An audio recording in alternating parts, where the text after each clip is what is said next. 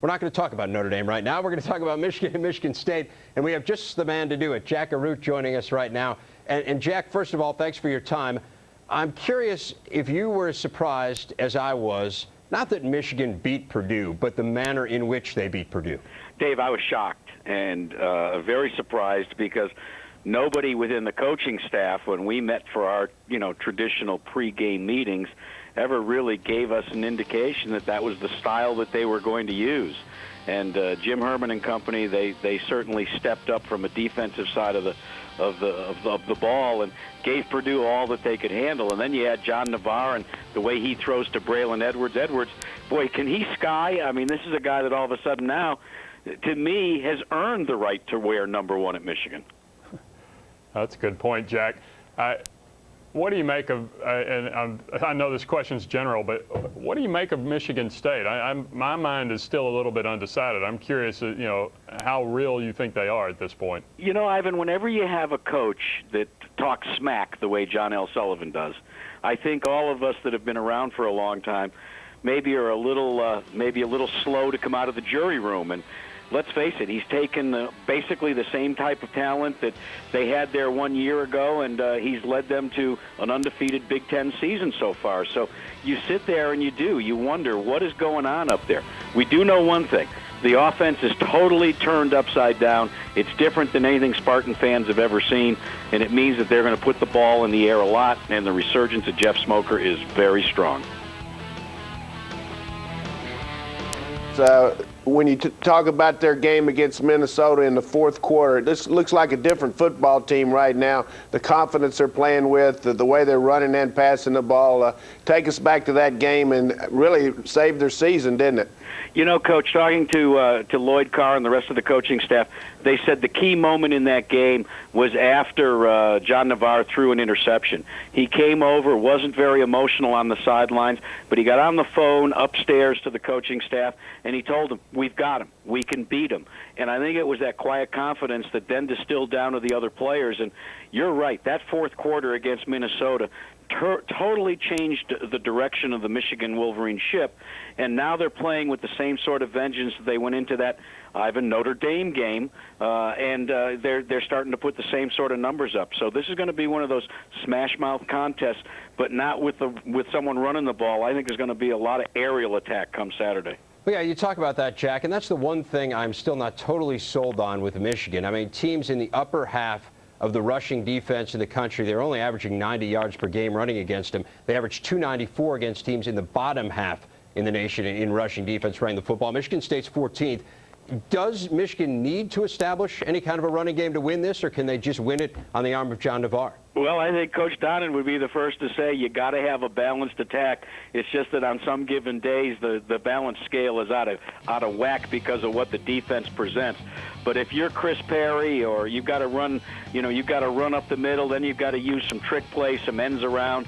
You've got to make the best use you can on the ground, but then you've got to use your best weapon, and that, I think, is at the wideout for John Navarre. I mean, we saw the emergence of Steve Breston, now not only running back kicks, but also being involved in the passing attack. And you put him with number 1, that's pretty good to put it up in the air. I don't mean to interrupt you, Jack, but I mean, in terms of guys you've seen, where does Steve Breston, as a freshman, a redshirt freshman, where does he stack up? Well, I think that, Rever, that's what qualifies him. I mean, there's no question in my mind that the best wide receiver in all of college football right now resides in Pittsburgh, Pennsylvania, and Larry Fitzgerald. But he's got a couple of years on Mr. Breston, and if Breston just keeps his nose to the grindstone, we'll be talking about him as a Heisman candidate probably next year. Well, Jack, we've started to talk a little bit about the Spartan defense, and I'm curious because John L. Smith is an offensive guy, and he's rejuvenated Jeff Smoker on the field. Jeff's taking care of that off the field. But this Michigan State defense, they're plus 15 in turnover margin. What do you think has been the difference with them? I think attitude. I really do, Ivan. I think John L. went in there and served notice from day one that, he was going to have a different sort of regime than what Bobby Williams or any of his predecessors, including Saban, all the way back to George Perlis, had there. He took the attention away from individual accomplishments. He made it he made it the fact that you don't celebrate except with your fellow teammates. There's no names on the jerseys. And I think what he did is he instilled in this defense, look, it's up to you to swarm to the ball, get after it, and you know, he wants defensive players to be recipients of that controversial face slap of congratulations every now and again. Jack, you get to go all around the country covering games for ABC. You're going to be in Spartan Stadium on Saturday. What do you think about that atmosphere? How does it compare to all the different games you cover? Well, Coach, when you go to any rivalry game, you know that the fans ratchet it up quite a bit, and that's the case in Spartan Stadium. This is a game, you can say all you want about Michigan and Ohio State, but this is a game within the confines of the state of Michigan that it'll have the governor there, and it'll have everybody talking smack before the game, and it'll also, you know, have a lot of hard hits. I think the big difference this time around, Coach, is the Wolverines go up there wanting to make sure that the game is only 60 minutes and not 60 minutes and 1 second like it was their last visit, where there was that controversy with Spartan Bob running the clock. Yeah, that's right. It was a little controversial last time they were up there, to say the least. Last time they met, it wasn't controversial at all. It was No, just that was a woodshed. that was a woodshed game, 49-3. Welcome to the ADT Coaches Spotlight, brought to you by ADT, America's residential and commercial security leader. Call 1-800-ADT-ASAP.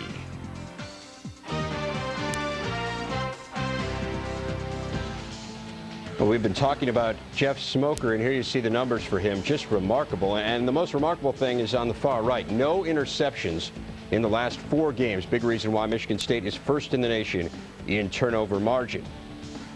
Well, this is the first time in 35 years Michigan has entered the game ranked lower than Michigan State. So John L. Smith's first taste of the rivalry, kind of an atypical one. Yeah, Idaho, Boise State.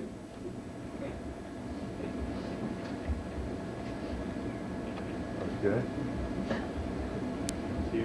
It's huge.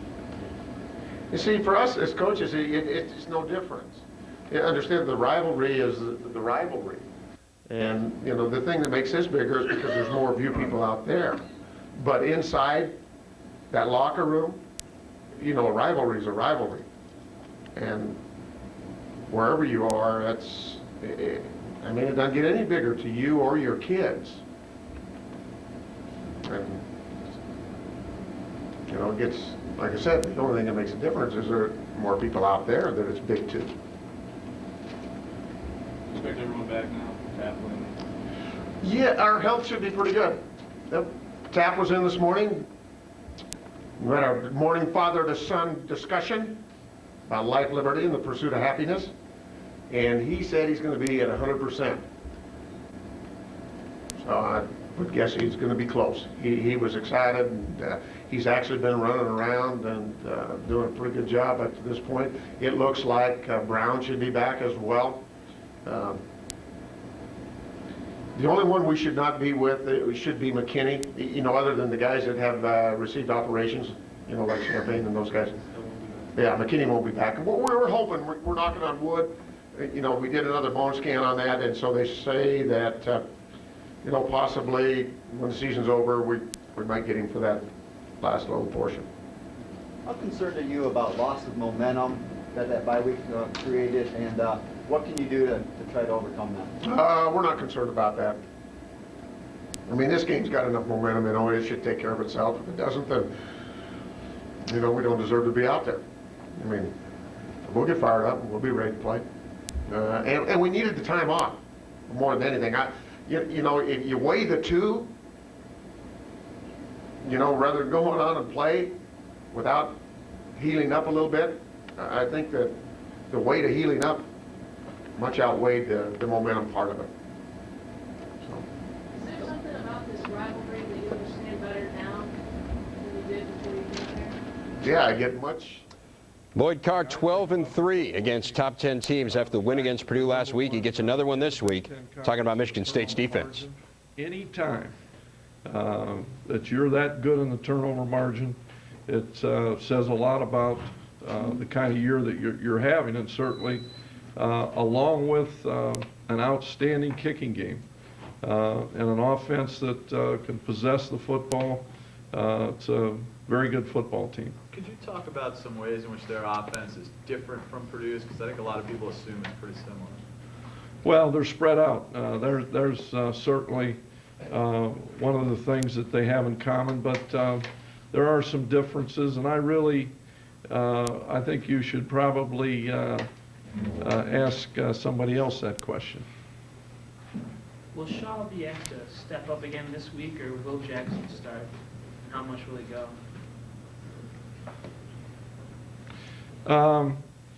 Marlon will play, and John will play. They'll all play. Can you talk about the difference that Shazor's physical presence has made for your secondary back there this year? Well, I think Ernest Shazor has, you know, like a lot of guys who have an opportunity to start for the first time, which Ernest has broke into the starting lineup this year. He's had some very good games. He's had a couple of games where he didn't play as well, but I think at this point in the season, as well as he played, he is really a force because he's big, he can run, and he is always around the football. I thought he played his best game since he's been at Michigan, and that's what we were hoping for all along. And I think he's developing some consistency, and that certainly is big for our team. Well, you gave up 113 points in 4 games, and since then just 17. Did you challenge the defense at all, or what has been the reason for the... No, we didn't challenge them. I mean, why have they played so much better? Well, I think first of all, you know, it's a long season, and teams today offensively, you get, unlike the NFL, where you get basically the same offense every week, or some style of it. You know, in college football, defenses are challenged, I think, to a much greater degree because week in and week out, you see a lot of different offenses, which means that young players have to make adjustments. What they learn and what they were doing this week is much different than what they were asked to do last week. And you don't have the meeting time that, you know, so I think part of the reason in college football there's so many points being scored is because the defenses are stressed because they're getting so many different offensive looks. I think that's a major factor in college football. How impressed are you with Jeff? Lloyd Carr talking about his team as they get ready for Michigan State. And there you see the numbers, 6-0 at home, 1-2 on the road. And they really struggle running the football on the road. I mean, we're talking about a difference of nearly 200 yards per game rushing on the road versus at home. And you see Chris Perry significantly worse as well away from home. And this game is at Michigan State. And coaches, we talked to you first, the turnaround in this Michigan State team. We did talk a lot about Michigan before. Is really remarkable. Tell us about the job you think John L. Smith has done and how he's done it. Well, I think he's coach of the year halfway through the season. He's gone in there and given that program a sense of direction. He's gotten Smoker back on track. The kids really believe in him. The state of Michigan, the Spartan fans are really high on him, and he's given them a lot of new life. But let me tell you, this isn't Idaho against Idaho State. This isn't Utah against Utah State. This isn't even Kentucky against Louisville. This is Michigan State, Michigan, and this is going to be a game like he's never coached in before. He talks about all these things he wants to do in his life. He's jumped out of airplanes, parachuted out, he's climbed these mountains, he's run with the Bulls. He's going to have a big game Saturday, and this is going to really be a significant part of how successful the Spartans are going to be Saturday. Now, they're going to be running with the Bulls kind of metaphorically, I think, on Saturday. You were in East Lansing. It was their bye week. You had a chance to spend some time with John L. Smith. What did you glean specifically about this team's defense? Well, you know, everybody thinks of John L. Smith as an offensive guy. The defense has improved so much because John L. Smith has great rapport with his players. He just tells them, I'm going to turn you loose. You can do what you want. Nobody is a better example of that than Greg Taplin. I mean, Taplin told me that last year he felt stifled. He had to stay in his gap. This year it's, here I come. He's already has 6 sacks. Defense already has 34 sacks. The stats of the Spartans across the board are tremendous. Dave brought up the no turnovers in 4 games. In those same 4 games, they're 16 of 16 in the red zone. And a key point, which was brought up with the coaches in the press conference, the special teams of Michigan State much better than Michigan. I think there's an 11-yard difference in net punting, just as an example. Brandon Fields, the Spartans punter, is a huge weapon, and I think that'll be big Saturday. I'll tell you, the defense is what really stuns me. I mean, to go from 110th in rushing D to 14th this year, 96th in scoring D to 25th. I mean, they have just completely turned that thing around. And it's just a real credit to John L. Smith, Coach. It really is, and one thing that I think Ivan brought out, that if I'm a fan at that game on Saturday, don't go to the restroom or go get something to eat when Michigan gets ready to punt, because it's a real labor of frustration. I mean, every time you watch them, they got a new punt formation. They're trying to do something different. Had a lot of punts blocked, and their kicking game could be the difference here for Michigan State to maybe take this game. Yeah, I mean, they had the rugby thing going there for a while against Minnesota. I think I'm waiting for the drop kick. When they get the drop kick going, then whatever really works. Yeah, exactly. Nothing's worked so far. No, it hasn't been working. The punt return game's great with Preston, because that kid is. Continuing the tradition. Here we go. See you later. He's got it on the ricochet. Touchdown! ABC Sports Championship Television. So Michigan comes to East Lansing to take on Michigan State for the first time since the great clock controversy of '01. And that produced one of the greatest finishes in the history of this interstate rivalry. They spread the defense. Here's Smoker looking for it. High. Oh! Touchdown! Michigan State does it! Dunk it! Dunk it! The Spartans upset the Wolverines! But Michigan will always contend that the game ended before that play. Remember, Jeff Smoker spiking the ball right here. Spartan Bob leaves 1 second on the clock. Just enough time for Michigan State. It also forced a rule change. The official timekeeper now is one of the officials, and it is kept on the field. So here today, take a look at the Big Ten standings. We have the top 2 teams. Michigan State, the surprise in the conference, against the number 2 team, Michigan. And that'll be coming up. But right now, let's send you to New York. We go to John, Terry, and Craig. Brent, thanks a lot. Welcome to the Built Ford Tough pregame show. Michigan State, there's a lot of storylines in this one, but none greater than the quarterback for the Spartans. And just look what Jeff Smoker has done in his 4 Big Ten games, 70% completions, 6 touchdowns, 0 interceptions. He's the man. And I think really his defense and his special teams have helped him out a lot. I mean, this is a team that really relies on their kicking game. They're great with a punt. They kick the ball out of the end zone. They make their opponents go the distance of the field, and they'll have to do that today against Michigan. All right, we have another noon game as well. Nebraska against Texas. Very important game because each of these teams has a conference loss already, so the loser's in some deep trouble. At 3:30 Eastern time, the big one is Oklahoma against Oklahoma State. State's won the last 2. Some will see Penn State against Ohio State. Joe Paterno's never lost 5 in a row. Or you'll be in the ACC for Virginia against NC State. This Survival Saturday sets up many, many great scenarios. Yeah, you talk about strength of schedule. Heck with strength of schedule. Win your football game. About half a dozen one-loss teams are going to be out of here when we're talking about championship teams. Survival Saturday, all I'm worried about is my predictions coming true. John, you and I have changed so many times. We need new teams coming forward. X this one out, X that one out. We'll see you at halftime and throughout the day. Enjoy Survival Saturday.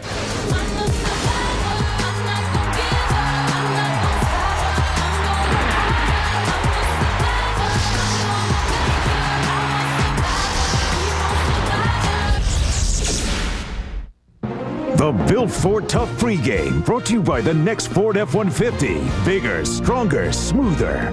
Only one trucker earned the right to be the next F-150. We'll be back after this message and a word from our ABC stations.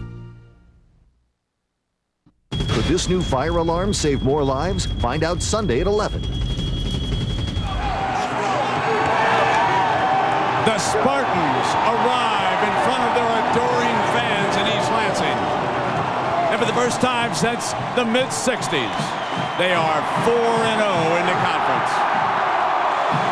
Welcome, everybody, with Gary Danielson and Jack Arute. I'm Brent Musburger. Nice to have you along with us. My partner over here, Gary, doesn't think this is going to be just same old with these two. You know, Brent, this game has always been a little bit about revenge, a little bit about redemption, especially this year with these two teams. I think that's the case. But it's a little different. I think in past years, it's been a fist fight at the 50-yard line. You know, the fullback against the linebacker, Bo Schembechler, George Perlis. Now it's a little bit more about finesse. Wide receivers, pass protections. It's always been about toughness. I think this year it's going to be about toughness, too, though. It always comes down to that. First year for John L. Smith at the helm of the Spartans.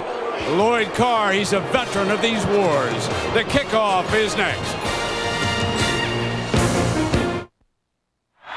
John L. Smith is the new head coach of the Michigan State Spartans. And, Coach, all year long this team has played it fast, loose, and like they had nothing to lose. Any concerns about the pucker factor today? Oh, I'm sure we're going to be puckered up a little bit. But after the first series, that'll leave.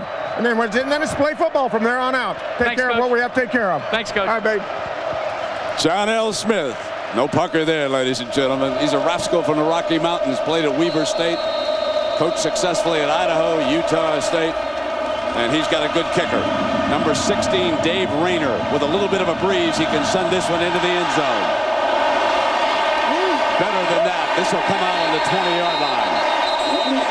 So Rayner's strong leg. And let's meet Michigan's senior quarterback.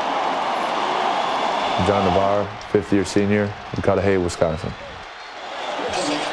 8-3 on the road in Big Ten Conference play, and a spectacular comeback earlier this season against Minnesota when the Golden Gophers had them reeling.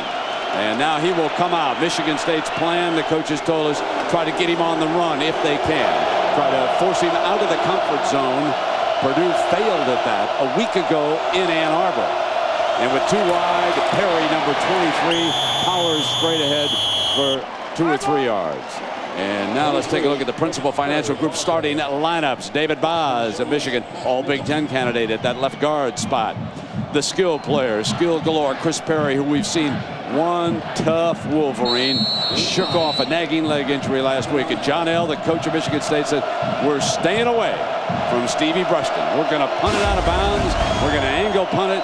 We don't want him hurting us. You can see the turf on the top of the helmet. The sod has been coming up here at Michigan State. A little bit unhappy with the surface here. And it is Perry scratching, clawing for a first down against this defense. They lead the nation in sacks. Taplin back in the lineup. Askew, Yeaster, and Dukes. And they have a very smart little man, Mike Labencho, out of Toronto, Canada. And the big question, can these 4, and with the nickel man, can they hold up in that defensive backfield? Labencho relaying the signals. Now he sets in defensively. Greg Cooper gives them the nickel man look. And the Wolverines motion out of the backfield, and Navarre fires incomplete. Great matchup for Michigan State. Right away, Michigan State matches up with a nickel on first down. As soon as Preston came into the game and 3 wide receivers, Michigan State counters with 5 defensive backs. They are ready, and that's where that bye game from last week really helped. A bye of the dog. Andy Minery, an extra tight end, brings the play in, and Preston leaves. So they're going to show a tighter look here on 2nd down and 10. And Seth Mitchell, number 48, they're heavy linebackers in the game right there. Kevin Dudley is the offset fullback for the Wolverines. And here comes Perry behind him, and nothing doing against that Spartan defense led by linebacker Ronald Stanley. Well, let's take a look at Lloyd Carr's quote at his news conference. You all know the persona of Lloyd. It's just a Big Ten game. When you get into this stage, you got an opportunity to shoot for some goals, you said.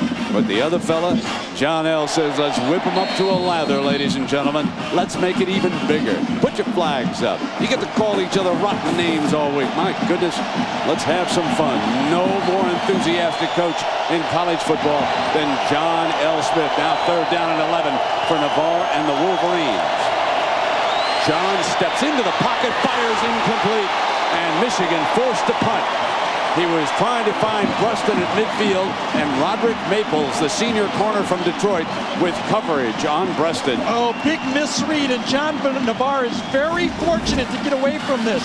Crossing route from one side, but the corner from the opposite end of the field comes across. Look at that, Roderick Maples, a blind side, should have been interception by Michigan State. Adam Finley from behind him. The deep man is Kavanaugh, wide receiver, and he is down at the 36-yard line. We'll take a break. Michigan State's first possession coming up.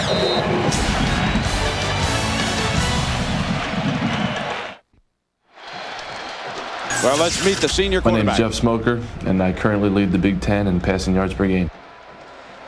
Many of you, of course, know the story. Battling substance abuse, suspended from the team, battled his way back. There's an outstanding article about Jeff Smoker and his problems in this week's Sports Illustrated. Certainly worth reading and worth pulling for this young man to keep it up. Now first down for the Spartans, coming out from the 36-yard line. There's a penalty flag thrown on their first offensive set. Incomplete. The linesman threw the penalty flag. Didn't look right, didn't look clean. Dave Whitvote is our referee, and Roger Haber is our umpire on this crew. Roger wearing a wireless microphone to help us. Offside. Defense. 5 yards. The principal financial group starting lineup, and Morris, the center. He's the O-line signal caller. If it gets real noisy, he'll even call out the silent count. Now, the skill players must read the hot spots off the blitzes. You know that Jim Herman likes to send defensive backs off the corner. And a dual-headed punter today. Dave Rayner from inside the 50 is more of an angle punter. Brandon Fields with a very strong leg. So Michigan State planning for Breaston now on 1st and 5. And Smoker back in the gun brings Hayes over to him. Goes deep, incomplete. LeSueur with coverage on that side for the Wolverines as we take a look now at Michigan starting defense, and Grant Bowman out with an injured knee against Purdue. Looks serious, but he's decided to give it a try. And when they drop into the deep zones, Carl Diggs, we are told, number 43, drops off. Is Marlon Jackson healthy? Behringer is again in that starting lineup, and he held up very well a week ago against Purdue. So number 3, after warming up, is over on the sideline with a helmet. He's not even in the nickel or dime package. 2nd down and 5. Smoker tosses it in underneath. Hayes has the first down and crosses midfield. So the running back, Jaron Hayes, slips out in this wide open John L. Smith offense and picks up a first down. Be watching Jaron Hayes all day. That is going to be the key guy for this offense as we watch him perform from the running back position, both rushing and catching yards. There's his stats entering the day today, and that sends a huge message to Michigan's defense. When you blitz, we will complete short passes. Into Wolverine territory. Smoker comes back with Hayes as the runner for about a yard on that play. Let's check in down below with our colleague Jack Arute. Jack, I was very disappointed in that turf down there. Yeah, Brent, and I've covered a lot of tracks in my career, both racing and on the field. Take a look. I've dropped a golf ball on the track here. It's a slow track, or is this, Gary, the U.S. Open? Looks like the rough to me. Not supposed to hit it there, but unfortunately, that's all there is. 2nd down and long. Shabai motions out to the left side. In effect, gives the Spartans 5 wideouts. Pressure. Smoker, top. Incomplete. Wanted Eric Knott, the tight end, and there was pressure by Carl Diggs. Ernest Shazar was on coverage that time. You'll see the attack right here. Lays it up, does not get hit. Tight end, strong safety, exactly. 2 buddies, by the way. Both played the Michigan Public School League. Again, though, a blitz and not a sack. Michigan State accomplishes what they want early in this game. Not to let that blitz determine the outcome of the game. Aaron Alexander is flanked out to the right. Shabai comes through the Michigan State formation. They slip it to Hayes, who drops it incomplete. And now this would be a perfect spot for a John L. Smith position punt by Rayner. He runs the special teams, and here comes the field goal man, Dave Rayner, onto the field to try just this. In our meeting, John L. Smith said, going in, cross the 50, look for Rayner to do the punting for us. And here he is, number 16. Breaston standing back on the 15. If he catches it and has room to run, Rayner has made a mistake. That's the plan here today. Run it over to the right. They're going to play rugby right off the top. On the bounce, they go for it. They've got it at the 1-yard line. John L. Smith, a master at the special teams. And Dave Rayner does the job for him. The Wolverines are backed up in the shadow of their own goal. Timeout. ABC Sports presentation of college football is brought to you by Principal Financial Group. We understand what you're working for. Jeep, the most respected, honored, and heroic 4x4s out there, only in a Jeep 4x4. The easy-to-use Nokia 3650 camera phone, Nokia, connecting people.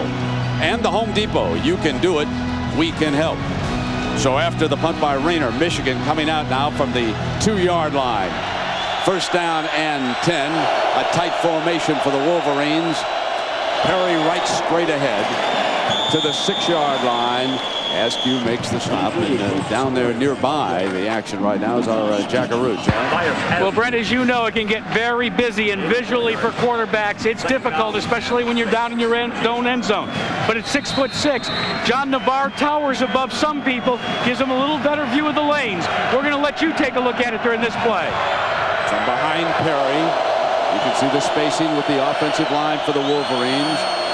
The Spartans have 12 on the field, but he gets off in time, and behind the left side, Perry moving toward the first down marker, and Eric Smith is injured. His left wrist is injured, and they can ill afford to lose him. He's holding that injured wrist as he comes off to the sidelines, a very big member of that secondary. Chris Smerlin, defensive coordinator, says my two safeties, Smith and Harmon, are the two guys that are the quarterback of the defense. There's the guys we can't lose with all the different formations that Michigan will throw at us. There's his replacement, number 27, Darren Ware, only a sophomore. Third down and short. It's Perry again to the 15, and a first down for the Wolverines.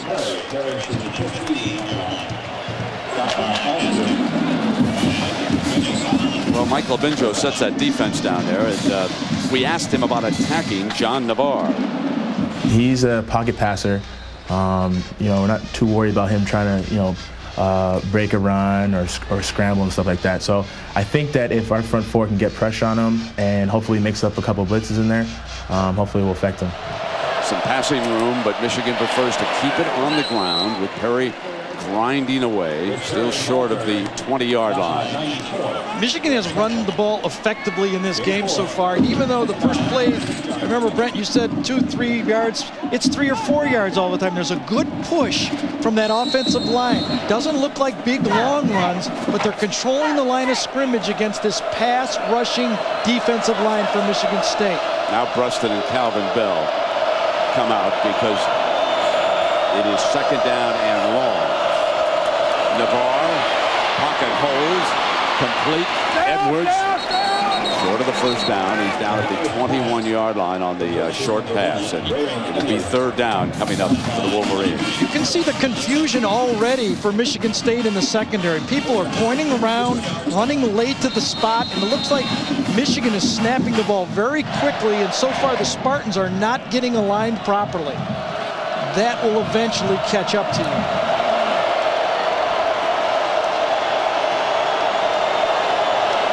Third down and 2. Navarre changes it up at the line. Stretch with Perry, slashes, and they get another first down on the run behind the left side. Boss Stenovich over there, 79 and 75. Nice job by Tyler Ecker that time, number 89, who's getting more playing time. He hooks into the line of scrimmage right there and controls the end man. Dukes that time. Defensive end for Michigan State. You get that end of the line hooked up like that, Chris Perry's going to get your first down. Nice pulling guard situation with David Boss. We have another injured Spartan down, and starting to take its toll here. This is not a deep Michigan State team, and already they have lost a starting DB, Eric Smith. And now they're going to be without a second man. Well, speaking of Michigan, former Michigan quarterback Tom Brady has the 6-2 Patriots atop the AFC East despite a lot of injuries. On Monday night, he leads the Pats into a tough one against the Denver Broncos out of Mile High. New England, Denver, Monday Night Football, 9 Eastern on ABC. And speaking of Brady, during his Michigan career, and remember, he had to duel with Drew Henson much of the time. He threw for better than 5,000 yards and 35 touchdowns. His career record was 20-5 for the Wolverines.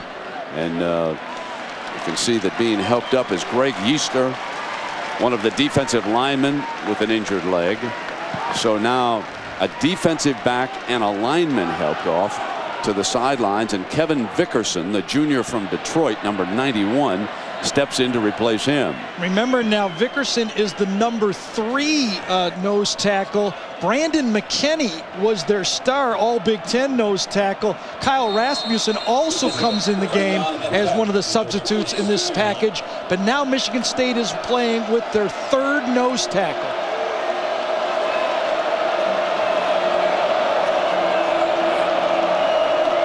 First down and 10. Play fake by Navarre. Gonna go deep. Got Edwards, underthrew it. Intercepted. Picked off by Harmon. And Harmon comes across midfield as John Navarre underthrows Braylon Edwards.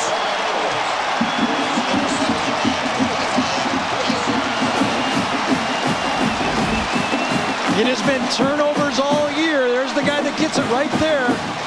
John Navarre, big play action pass, good protection, just waits too long, the ball hangs and the free safety. Harmon just makes a good play to it, and turnovers has been the key to this run by Michigan State, and they've got another one. And they open up quickly from the sideline. The Smoker at quarterback. Hayes, his running back. 4 outside receivers in this package. Remember, not the tight end frequently lines up wide as he does. They toss Hayes, and Hayes is run down by Pierre Woods, the junior linebacker from Cleveland.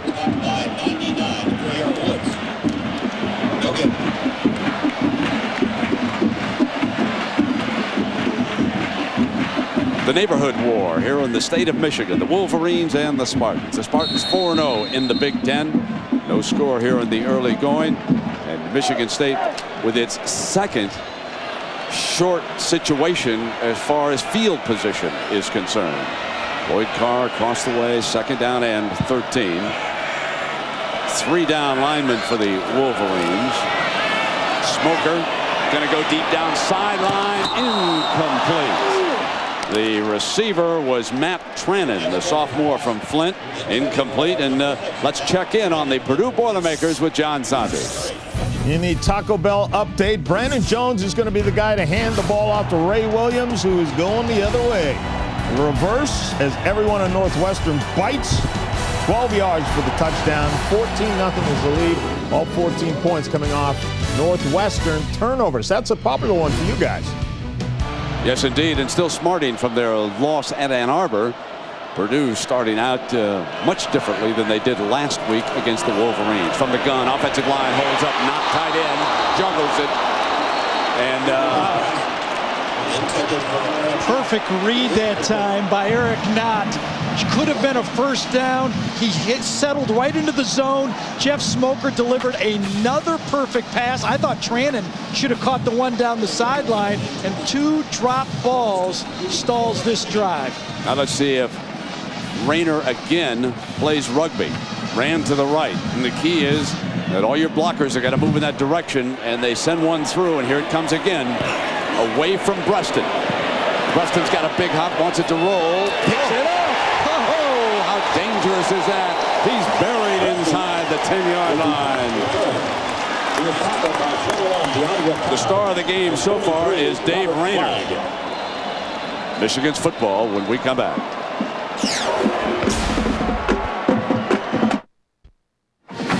And 2 years ago here at East Lansing, the Spartans put that 1 second to very, very good use. As you might recall, Jeff Smoker to T.J. Duckett.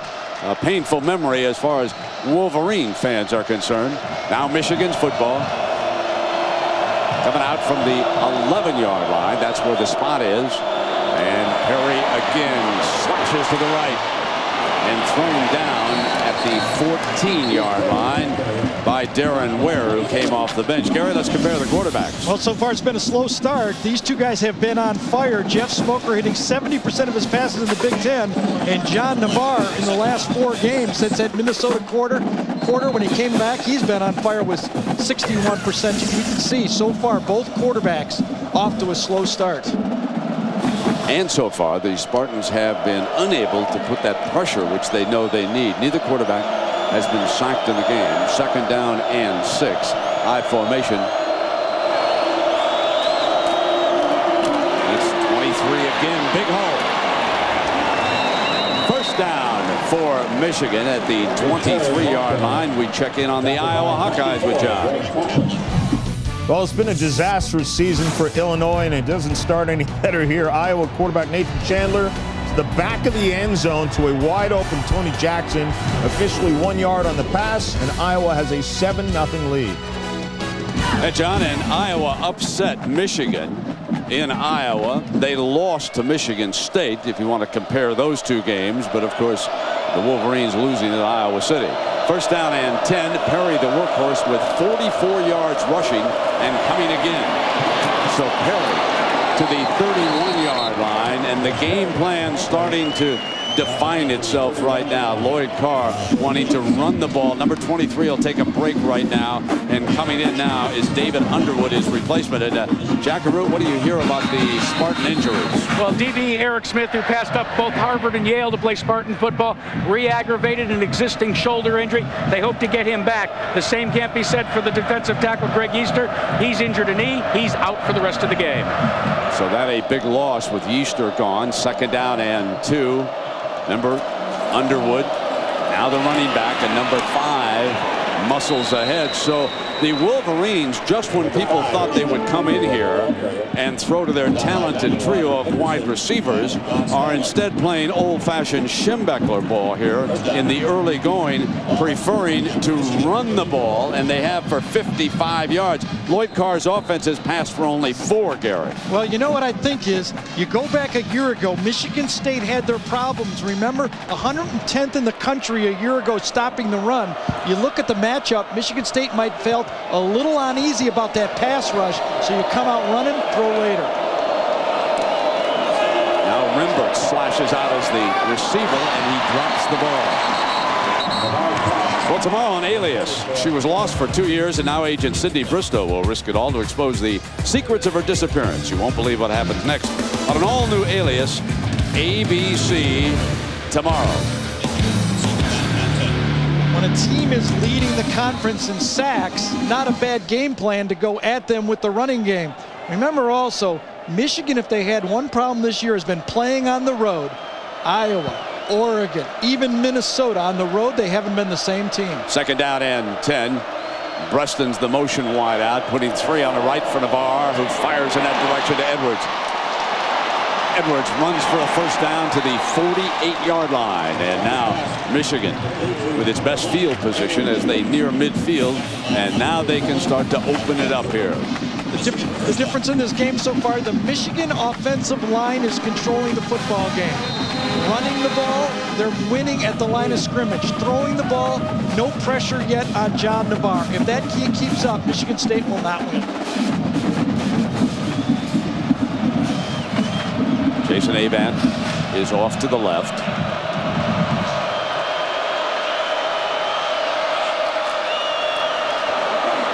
The draw play with Perry back on the field. He comes across midfield. And we asked Lloyd Carr about the focus of this Michigan team. Early in the Big Ten season, and that always puts your back to the wall. We had some disappointments, and yet they've hung in there, and now they have an opportunity to reach some of the goals they set, and I think that has really focused them. Now that early loss, a setback, especially with the second overall loss coming against Iowa. Now with his second down and 5, an impressive drive so far for the Wolverines.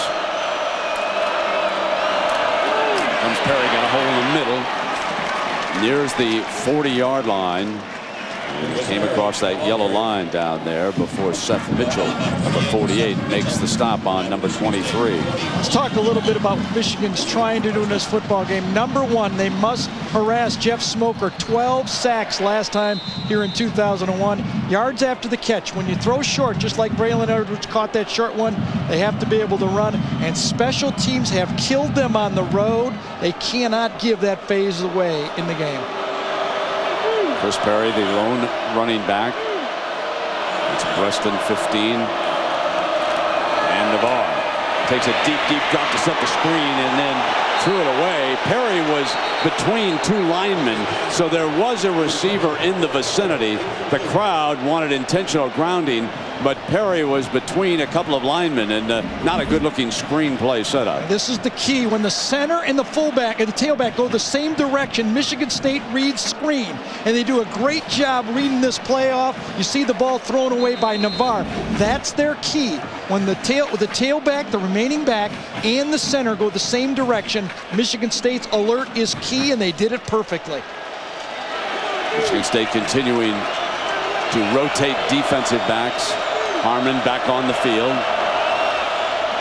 Now on second down, it's Perry running to the 35-yard line. It'll be third down and about 4 yards to come. The Jeep rushing playbook, Gary. Well, the big guys up front for Michigan have been controlling it. Bo Schembechler would love it so far in this football game. They're just coming out mano-mano, running the football, getting their big, talented tailback, Chris Perry, into the second level by just coming up strong up front. You can tell the challenge has been put by Lloyd Carr. Come on, big guys.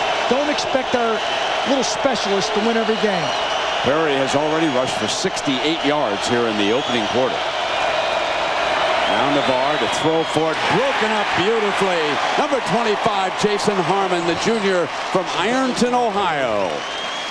What I notice about the Michigan State secondary, because they face the pass so much in practice with the spread offense that John L. Smith has brought, they're much more comfortable with the ball in the air than I've seen them in years doing Michigan State games. They used to always panic every time somebody threw the ball. Now they're comfortable. They're used to getting their hands on it instead of just going for the tackle. A long field goal attempt. Garrett Rivas is on the field. Gutierrez is the holder. He's the backup quarterback, remember. This would be a 53, and they're going to pooch punt out of it. And it goes out of bounds inside, right about the 10-yard line, I believe, is where it's going to be marked. So they set up for a field goal, a little bit of a different formation, but they angle punt. Pooch as Rivas out of Tampa, Florida, hits it off to the right side.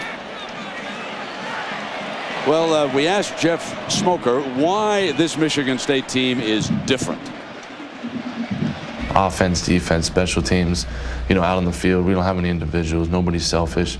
Everyone gets along, and we're just out there playing together as a team and enjoying being with each other. Jeff Smoker now in a scoreless tie here with 3 minutes and 10 seconds remaining in the opening quarter. I think they're going to hold up play to take Easter off the field. The cart is on the sideline. I don't know if they're going to stop play, but the golf cart is out there.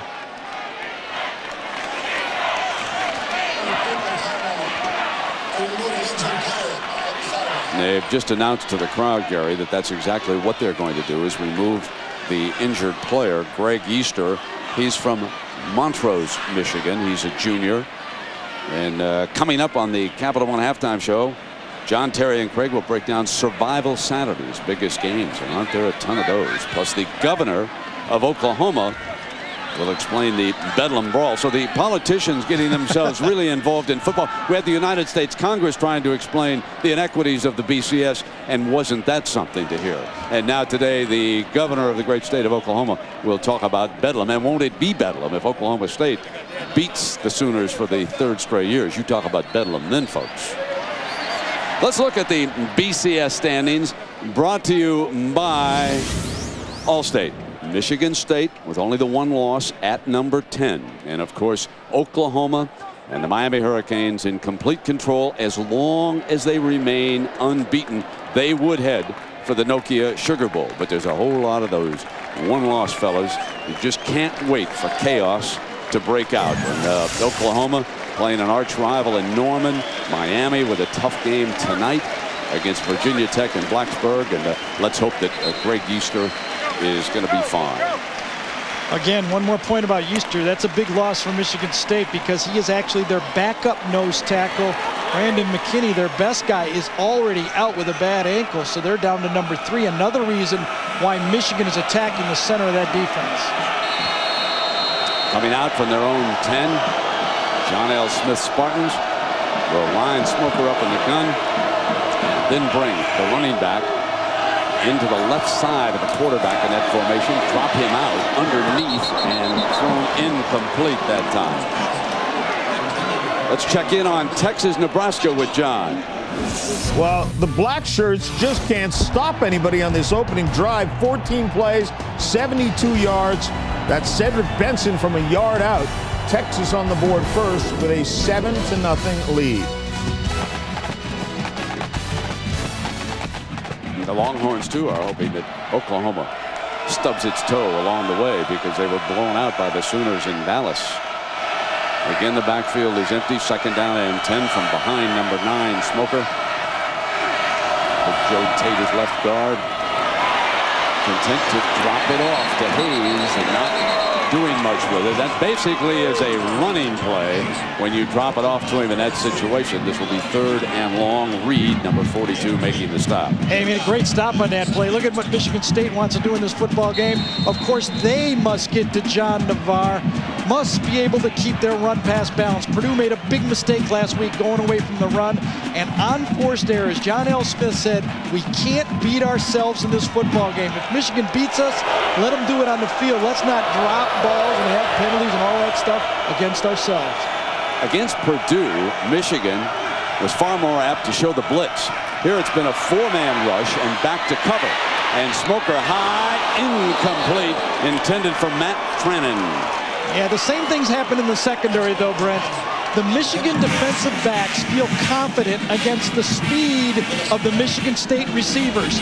They are jumping on every route. You watch them, no backup, nothing right there. You see Curry, he's jumping. Michigan State must establish a couple deep balls or those throws will get tougher as the game goes on. Remember, we said it was a two-headed punter, and here comes the big leg now, Brandon Fields. Preston fields it. They use the sideline and not much of a return. He's down at the 44-yard line. So on the deep punch, use the sideline, which they did. And we send you down below to Jack.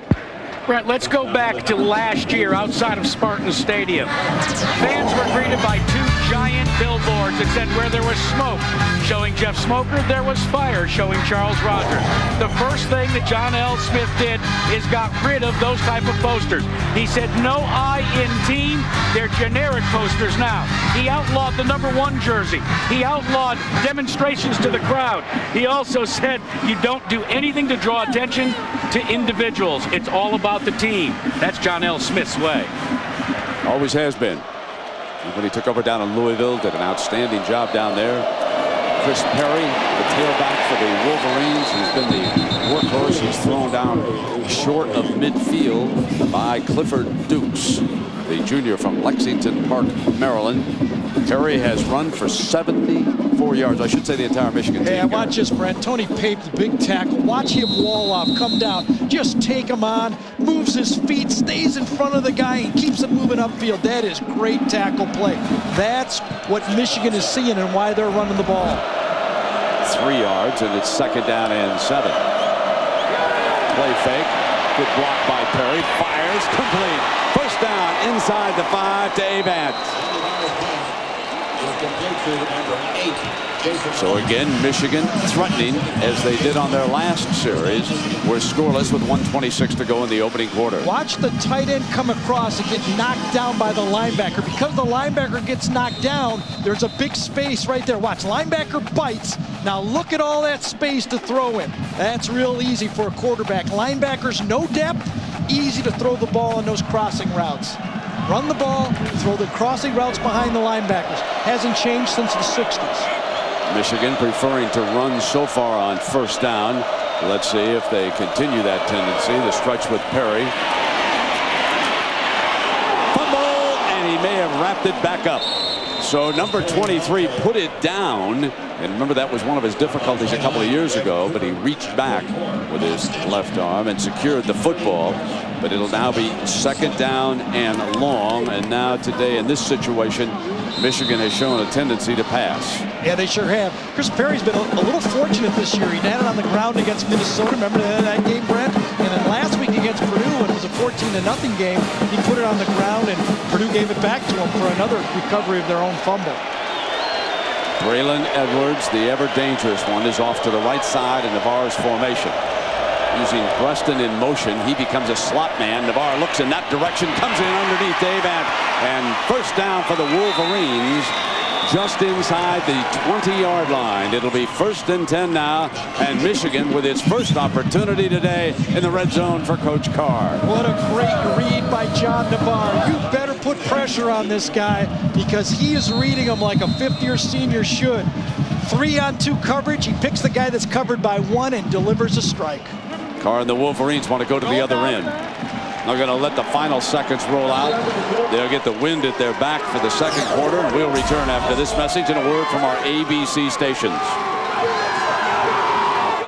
13 Weather Ball song finalists. Mornings on WZZM 13. Right here, right now, right here, right now.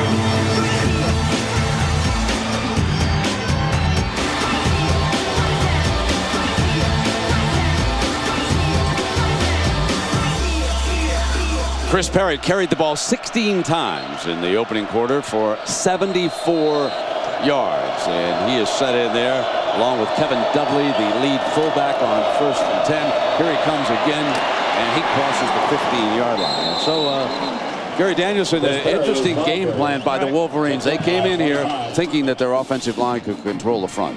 And they're right. They challenged an offensive line, and they have done it. I think the other big factor of this game, Michigan State appears to be a little tight. Drop balls.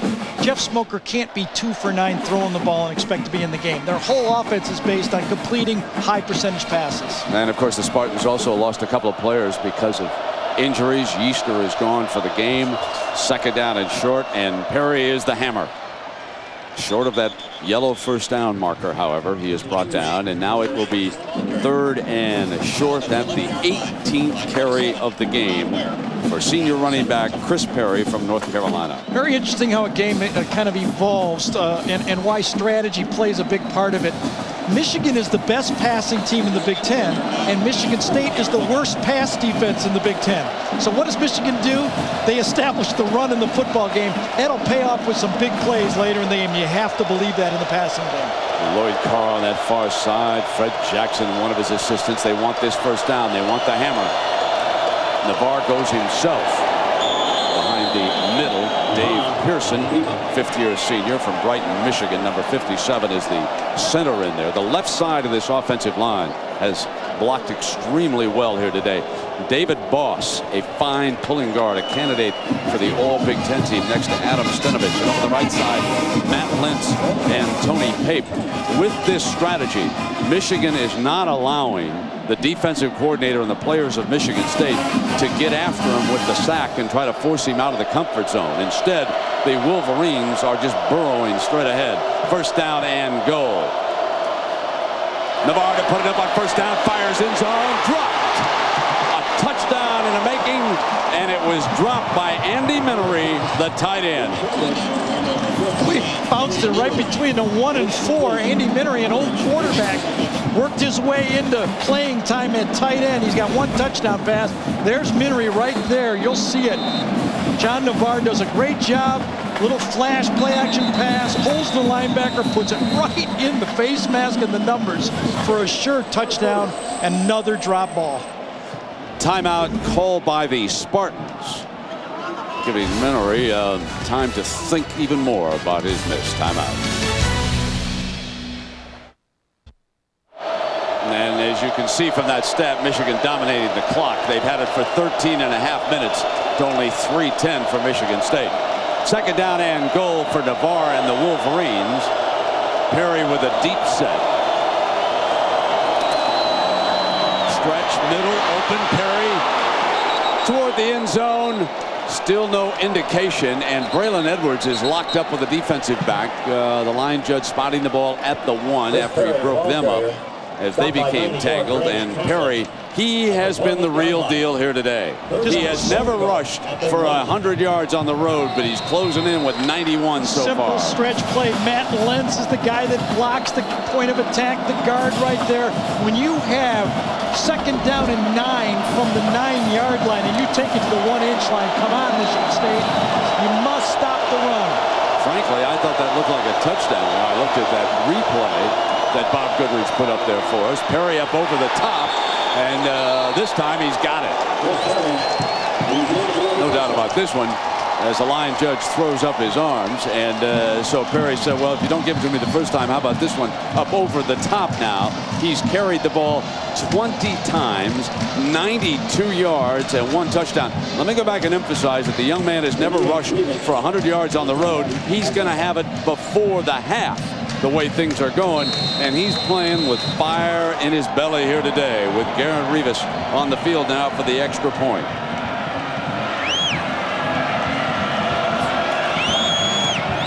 $7-0 Michigan. I don't think that the Michigan teammates didn't notice what we noticed, how tough he played last week when he got hit early.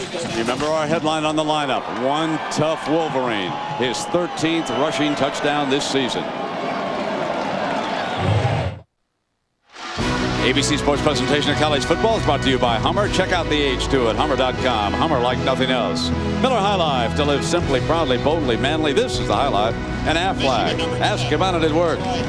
There's a legendary Sparty statue. That's one of the largest freestanding ceramic figures in the world. And Jack Arute telling us before the game that when they remodel this stadium, they're going to move Sparty front and center in the front gate. So Sparty's due for a change of location to look over, and that means the band won't have to protect him on Friday night before the Michigan game. Kickoff toward the goal line. Deandra Cobb, the JC transfer, slips one short of the 25-yard line. Tomorrow, Vijay Singh can pull out a win at the Chrysler Championship. He become the first player to beat Tiger Woods on the PGA Tour money list in 5 years. Don't miss final round action tomorrow, 2 Eastern, right here on ABC. Well, Jeff Smoker and the Spartans will try to get the ball a little bit further downfield with their passing game, Gary, huh? Yeah, I think Michigan State's finding what Purdue found right now. The talent in the secondary by Michigan.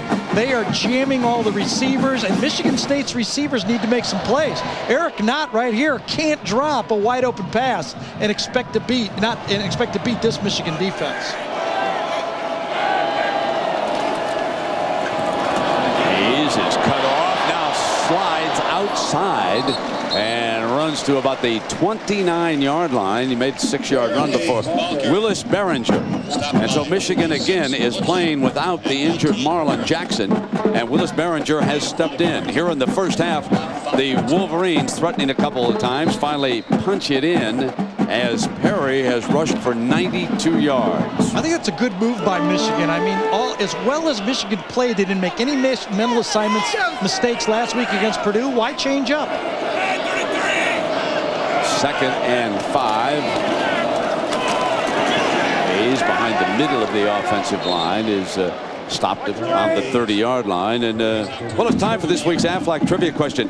Who was the only Michigan State quarterback to be drafted in the first round of the NFL draft? Now, there's a whole lot of Spartans through the years, like Bubba Smith, George Webster, Gene Washington. They weren't quarterbacks, folks. Who was the only quarterback to be drafted in the first round of the NFL draft? The only hint I'll give you is I met his son down on the sidelines prior to the game.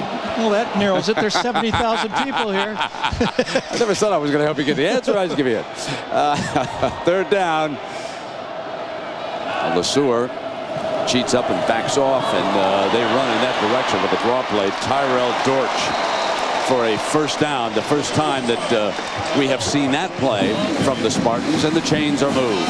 I saw Jaron Hayes come off the game limping a bit. He's got a bad toe. He hurt it against Minnesota. Even though he had a week off, I watched him practice Thursday. He did not look 100% to me, and he's already limped off once in his game. That's why Dortch is in the game, and he does not catch the ball as well as Hayes. Alexander's off to the right. Here's Dortch on a cutback, and he is stopped in the hole by Carl Diggs, the linebacker from Warren, Ohio, for the Wolverines. Boy, that Michigan defensive line does such a great job. Gabe Watson right there. Big number 78 is in the game. Excuse me, right here, Brent. Michigan State goes to their attack offense. 2 plays. Smoker goes back, goes right sideline. High cut.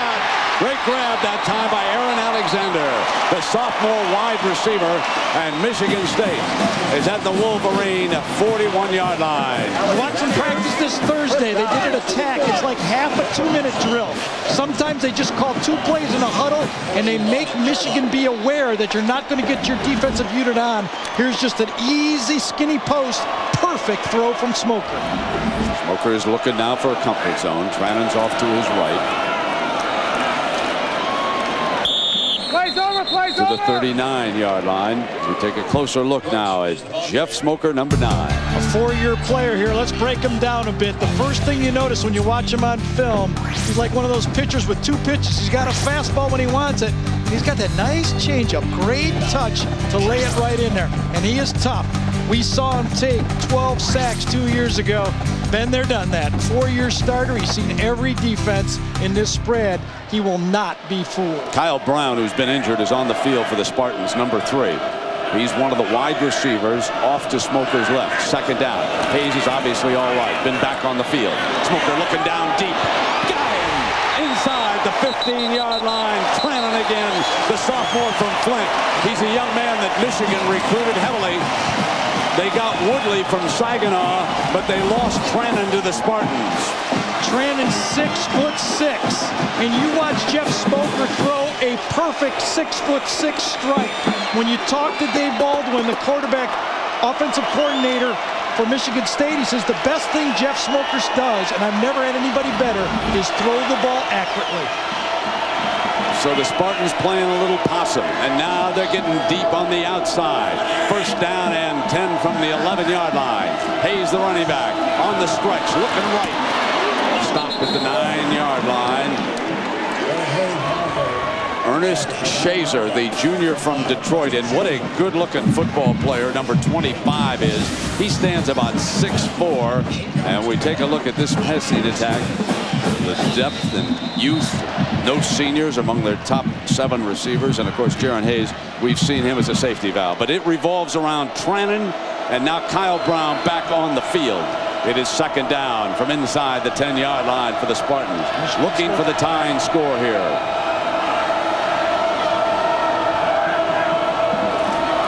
Quarterback draw. Smoker stopped at the 6-yard line. That'll be third down from right there. The Spartans can get a first down inside the 1-yard line. They do have a third down. It looks like, about 5 or 6 yards for a first down in this situation. Just remember the spot last week. Purdue decided to go with the fade pass against Leon Hall, the freshman cornerback for Michigan. Trannon is out there, the 6'6" receiver matched up on Hall. Let's see if they try that again. Hall, a very athletic young corner, great future freshman, had 2 interceptions. Now coming to his feet here at East Lansing. Smoker gets protection, slides Hayes short of the goal line and short of the first down. Brings up a 4th down now for John L. Smith, who must make a decision, and he doesn't hesitate. Here comes Rayner onto the field. John L. Smith wants to put points on the board. He did not even think about going for the 2 yards and a first down. Man flat out knows what he wants to do on a sideline. No timeout wasted, nothing. He just said, get out there, let's get the 3. Oh, well, very smart. Great answer by Michigan State. They drove down the field. You have to get points. Brandon Fields, the punter, puts it down for the hold. And Rayner with a 19-yarder puts the Spartans on the board. 7-3, an impressive drive. The difference, Jeff Smoker got deep with the passing attack for the first time today. The Spartans scoring drive starting back at their own 23-yard line, and 7 runs and 3 passing plays for Jeff Smoker, who is 5 of 12 now for 69 yards on the day. Ball on the tee for Rayner at the 35-yard line, and for the Wolverines it'll be LeSueur and Rembert back deep. This is LeSueur, the defensive back, at the 25-yard line. Well, earlier we asked you a half-like trivia question: who was the only Michigan State quarterback to be drafted in the first round? The answer, Earl Morrall, who was drafted by, folks, the San Francisco 49ers in '56. Then they drafted John Brodie the next year. He was traded to Pittsburgh, and then he came to Detroit in the Bobby Lane deal. And Earl Morrall played 21 years in the NFL with 6 teams, 4 Super Bowl teams. His son, now on the Orange Bowl committee, is here watching Michigan State. Perry is stopped in the middle by the Big Green defense that time. And here's the rushing story, Gary. And it's always been about this. We talked about it in the open. Yeah, it's pass protection. Yeah, it's catching. But if you win the rushing game in this football game, you usually win. Michigan has started the game, and even though they got the great receivers, when you talk to defensive coordinators around the league, the reason they feel this team goes is that guy right there, Chris Perry, number 23. The combination of both makes him tough to stop. Navarre spots the safety off to the left. They now tighten up on the outside receivers. Navarre steps up away from the pressure, going to take it off to the 32-yard line. Made the most of trouble. Kyle Rasmussen, number 97 there. Let's get an update now. Let's send you to New York and Jack. Ole Miss and South Carolina doing it again, back and forth, tied at 7 apiece. Eli Manning goes 15 yards. Great catch by Chris Collins. So Ole Miss has the lead, but can they hold it? No. Dondrell Pinkins, 33 yards to Noah Whiteside. Touchdown, and we're tied again at 14 apiece. SEC shootout down there. 2 touchdowns for each team. Here we've had only 1 touchdown and a field goal for Michigan State. 3rd down now. Crowd alive, yelling for the green defense to stop him. Navarre fires, got his first down. Braylon Edwards with a power move after the catch. Our Pacific Life game summary. The story, of course, the hammer being delivered by number 23, Perry. 94 yards here in the first half, leading the Wolverines on their scoring drive and over the top for 6. Even on Michigan State's drive, they opened up with 3 straight runs to get that initial first down. Both teams are not giving up on the running game.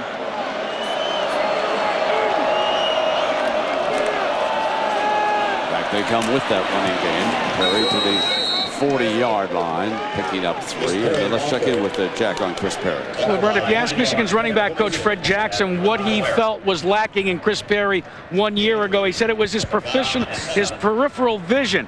He said he didn't get as many potential yards after he got the run because he couldn't see the holes opening up. He worked all summer on that aspect of his game, and now Fred Jackson says he's got real wide-eyed peripheral vision. How do you work on that peripheral vision? I might try that. The big 3 for the Wolverines trot onto the field at the same time. An obvious passing situation, and then they run out of it. But Perry is stopped at the 43-yard line by Greg Taplin, the senior from Hollywood, Florida. Michigan State always seems to recruit several players out of Florida, and no exception. They've got a young man from Dwyer High School down in Jupiter in that defensive line. Lorenzo White, the great running back, is here watching the game today. So Perry, for the first time, rushes for 100 yards on a road game. And this is just the first half.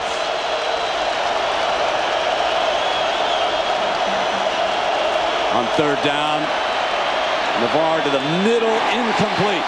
And Michigan forced to punt. Tyler Ecker decided to slow down and hold in the seam just as John Navarre was leading him across the field. The miscommunication in the pass route, the receiver reading zone, the quarterback reading man coverage where the receiver would keep going, cost him the first down. Now let's see if John L. Smith's got any kind of a punt block on against Finley. Kavanaugh is back deep.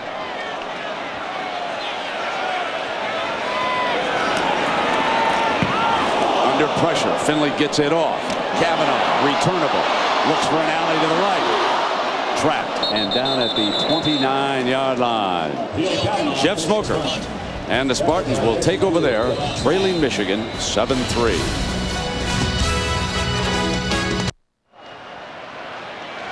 Watch this young man here. It's number 5. It's Drew Stanton, and he is the backup quarterback at Michigan State. May replace Jeff Smoker as the starter for the Spartans. He's a baseball player, redshirt freshman from Farmington Hills, Michigan. Gary, you don't see backup quarterbacks get close to a punter like that very often. And he was again Shabai's quarterback in high school. Smoker now under center on a first down. Underneath, and he puts it right into Aaron Alexander's hands. We have a flag.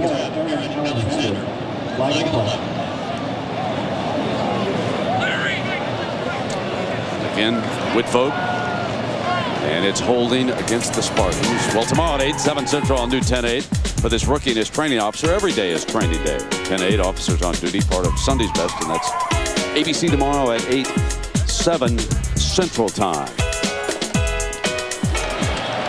Jason Teague on the field as the running back for the Spartans. Watch Jeff Smoker's great touch on this crossing route. He knows he's getting pressure. He throws it completely off balance and just leads his guy. Watch. Doesn't set it, just a nice, easy.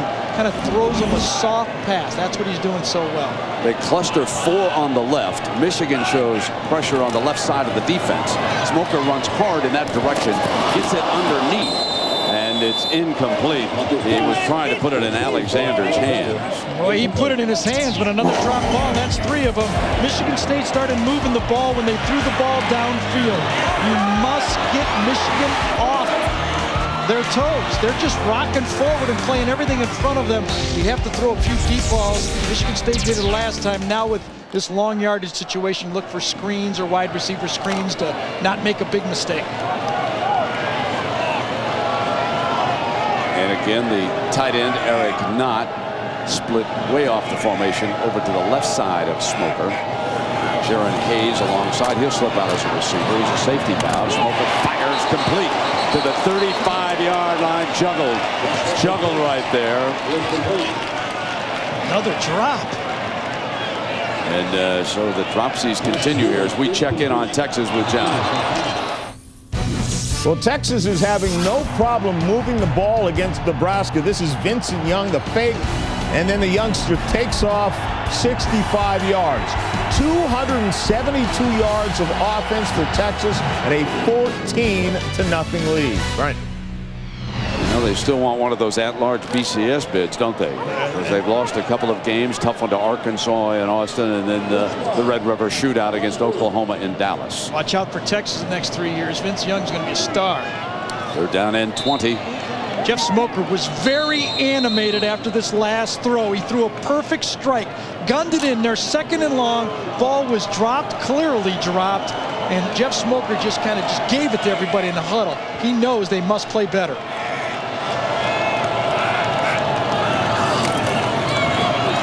Defensive line holds, and here's Hayes on the screen, and Michigan blows it up. Grant Bowman, the 5th-year senior from Columbus, Ohio, playing with an injured knee here today, makes the play, read it perfectly, and it's a 6-yard loss on the play by Bowman. And Michigan State now must punt it away, and no doubt they'll go to the big leg there. Number 8, Brandon Fields. And again, Rustin favoring one hash over the other, goes to the right side.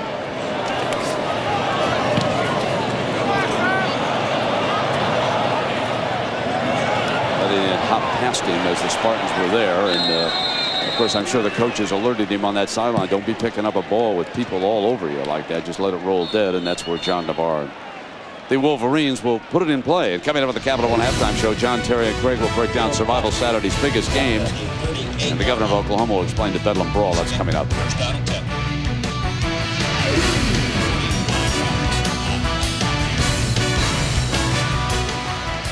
Senior quarterback John Navarre, 6'6", 228 pounds.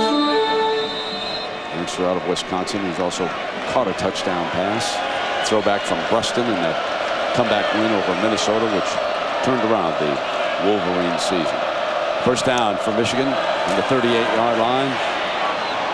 Bruston breaks free, incomplete. He still overthrew him as Bruston with a step on the corner. That's a good way to come out and loosen up that defense. Michigan State came out in 5 defensive backs. They are matching up on Breston. When Breston comes in the game, Michigan State goes 5 DBs. At that time, he ran right by Darren Barnett, and John Navarre threw it just a little too long. But message sent to Michigan State, don't jump on our crossing routes.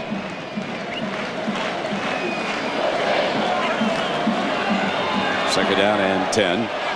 Calvin Bell split out to the left side of this obvious passing situation for Navarre and the Wolverines. They set the screen with Chris Perry. Perry, first down at the 49-yard line, and the Wolverines are at midfield with 2:14 left on the clock here in the first half, and Michigan with all 3 of its timeouts remaining. Number 42, Mike Labinjo, a pass rusher in their 3-down lineman for Michigan State. Looks like he's just getting off late and not even coming close to the quarterback when he's rushing the quarterback. He needs to get off on the snap. Aben is the Slattery in front of Barr on first down. Play fake, and they're going to throw on first down. Edwards clears middle too high. Second down and 10. That might be a good call on 1st and 10 with 8 minutes to go in the quarter, but with a minute 57 to go right now, Michigan State is thinking pass, and they did not fall for the play action pass. Double coverage on Edwards, and when we talked to the Michigan State coaches, they said that John Navarre, the one guy he'll throw to, even if he's covered, is Braylon Edwards, and we saw him make some great catches last week, and we kind of understand why. Second down, Edwards is off to the left. Anthony Avant to the right side of the formation. Now run Perry again to the middle. Close to another first down. Short of the 40-yard line. Darren Ware, who was forced into the lineup because of the injury to Smith. Two best offensive linemen, Dave Pierce and Dave Boss, center and left guard. Watch them wall them off. They just do it, and there's a big hole right there. Look at that. Block, block. Gash them right through there. That's the way to do it. Get a man on there, get Chris Perry into the secondary. Kevin Dudley figures to lead the way. Here comes Perry. Cut back. It's going to be very close. Looks like he stretched over and got the first down, crosses the yellow line. And let's check in again on the Hawkeyes with John. Having their way with the Illini right now, as you see a 10-0 lead, a little pitch, hesitation, follow that block, and then burst to the end zone for Fred Russell. 2 yards on the run, 17-0 Hawkeyes. And here it's a 111-yard first half for running back Chris Perry. First down and 10. Lamar. Edwards breaks free. Got it. Touchdown, Michigan. Braylon Edwards with one-on-one coverage. Turned around. Makes the 40-yard reception. And the Wolverines with their second touchdown of the game. Cannot emphasize enough the need in college football to throw the ball deep. The defensive backs are not that good, and you must use your weapons downfield. John Navarre puts it up in the air. It's not a perfectly thrown ball, but Braylon Edwards has 4 seconds to find it. He adjusted the ball, and he beats Maples very simply. Garrett Rivas. Slides one off to the right, no good. Garrett Rivas misses an extra point. And the lead is only 10 as the result 13-3. And sometimes those missed extra points can come back and haunt you. Now watch Matt Gutierrez. He is the holder here. Didn't get it spun as Rivas moved up on it and slipped it off to the side. Let's go back to the catch. One thing I noticed on that takeoff is Braylon Edwards did a great job of knocking the arms away from Maples. Watch him knock the arms.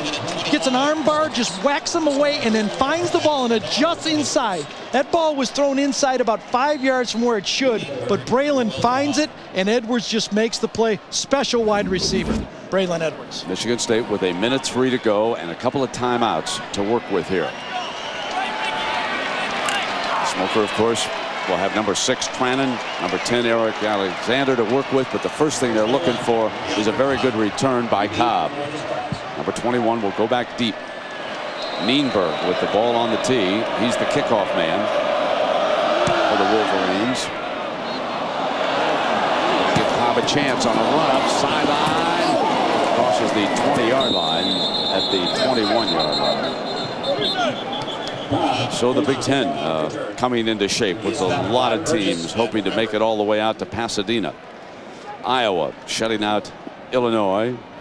Purdue big over Northwestern, and of course a couple of games started a little bit later, including the one on ABC. Ohio State at Penn State. And when you look at the standings of the Big Ten, it's unbelievable to see that Penn State hasn't won a game. One of the little formulas that Michigan State uses is their 12% rule. You add up turnovers, sacks, drops, and penalties, and divide it by the total plays. You've got 4 drops already in this football game. That doesn't look good for Michigan State.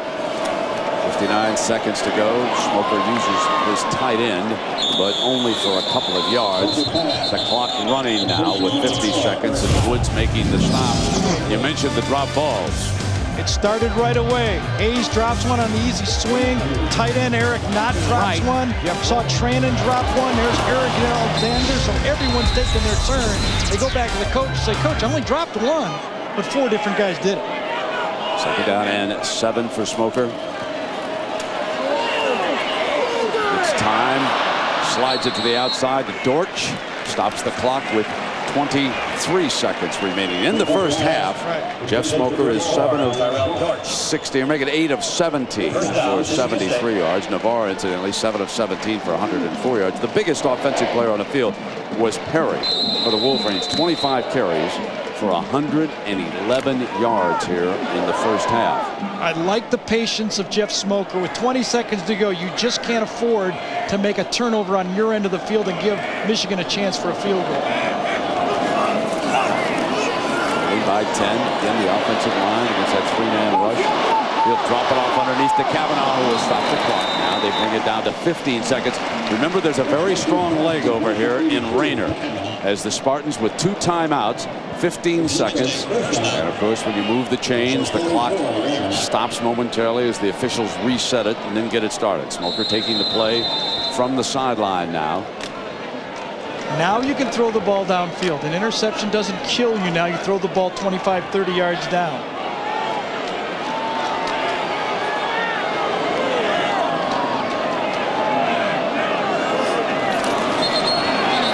Whistle dead. Well, that came right from the Michigan bench. The line's been standing right there, so somebody must have flinched on Michigan State. Prior to the snap, false start, offense, 5 yards. The down remains first. Who called that one? John L. wants to know. Was that Lloyd or who over there? Who, me? I never complained about the officials' call. Well, he's got his team playing well now. Well, Michigan's playing as well as anyone in the country right now. Shy of Oklahoma. First down and 15. Smoker steps middle. Got Kavanaugh again, stops the clock with 10 seconds, and we're getting closer and closer to Rayner time.